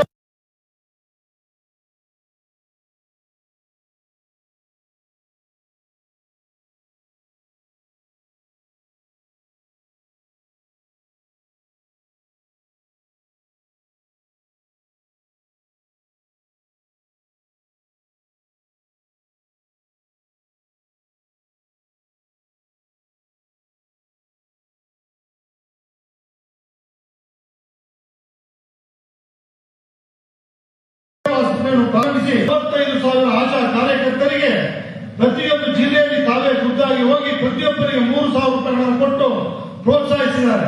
ಬಡವರ ಬಂಧು ಕಾರ್ಯಕ್ರಮ, ಆರ್ಥಿಕ ಸ್ಪಂದನ ಕಾರ್ಯಕ್ರಮವನ್ನ ಮುಖ್ಯಮಂತ್ರಿಗಳ ಅಮೃತಹಸ್ತದಿಂದ ಉದ್ಘಾಟನೆ ಮಾಡಿ ಬೆಂಗಳೂರಿನಲ್ಲಿ, ಮೈಸೂರಿನಲ್ಲಿ ಎಲ್ಲ ಜಿಲ್ಲೆಗಳಲ್ಲಿ ಬಡವರಿಗೆ ಸಾಲಗಳನ್ನು ನೀಡತಕ್ಕಂಥದ್ದು, ತರಕಾರಿ ಮಾರ್ತಕ್ಕಂಥವರಿಗೆ, ಬೀದಿ ಬದಿ ವ್ಯಾಪಾರಿಗಳಿಗೆ ಸಾಲ ಸೌಲಭ್ಯಗಳನ್ನು ನೀಡತಕ್ಕಂಥದ್ದಕ್ಕೆ ರಾಜ್ಯಾದ್ಯಂತ ಚಾಲನೆಯನ್ನು ಕೊಟ್ಟು ಇವತ್ತು ಎಷ್ಟೇ ಕೊರೋನಾ ಆಗಿದ್ರು ಕೂಡ ಮುಖ್ಯಮಂತ್ರಿಗಳು ಕೊರೋನಾ ಆಗಿತ್ತು, ಉಸ್ತುವಾರಿ ಸಚಿವರಿಗೂ ಆಗಿತ್ತು, ಬಿಸಿ ಪಾಟೀಲ್ರಿಗೂ ಆಗಿತ್ತು, ನನಗೂ ಆಗಿತ್ತು.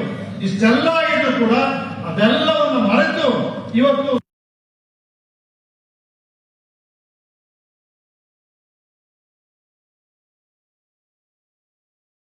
ಸರ್ಕಾರ ಅತ್ಯಂತ ಯಶಸ್ವಿಯಾಗಿ ಕಾರ್ಯಕ್ರಮವನ್ನು ನಿರ್ವಹಿಸ್ತಾ ಇರ್ತಕ್ಕಂಥ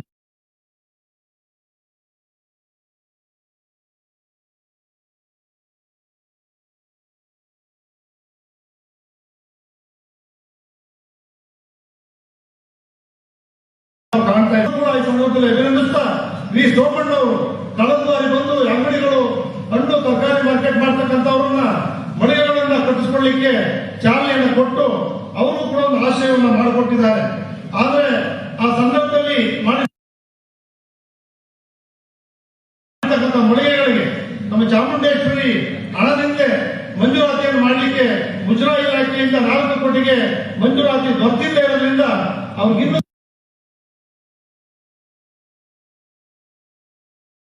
ಮಳಿಗೆಯನ್ನ ಕೊಡ್ಲಿಕ್ಕೆ ಆಗಿಲ್ಲ. ಅದನ್ನ ಮುಖ್ಯಮಂತ್ರಿಗಳು ಮಾಡಿಕೊಡ್ಬೇಕು ಅಂತೇಳಿ ಈ ಸಂದರ್ಭದಲ್ಲಿ ನಾನು ಮನವಿಯನ್ನು ಕೂಡ ಮಾಡ್ತಾ, ಇವತ್ತೇನು ಕೊರೋನಾ ವಾರಿಯರ್ಸ್ಗಳಾಗಿ ಕಾರ್ಯನಿರ್ವಹಿಸುತ್ತಿರುವ 6 ಜನರನ್ನು ಉದ್ಘಾಟನಾ ಸಮಾರಂಭದಲ್ಲಿ ಸನ್ಮಾನಿಸಲು ಹೈಪವರ್ ಕಮಿಟಿಯಲ್ಲಿ ಮುಖ್ಯಮಂತ್ರಿಗಳ ಅಧ್ಯಕ್ಷತೆ ನಡೆದಂತಹ ಸಭೆ ತೀರ್ಮಾನ ಮಾಡಿದೆ.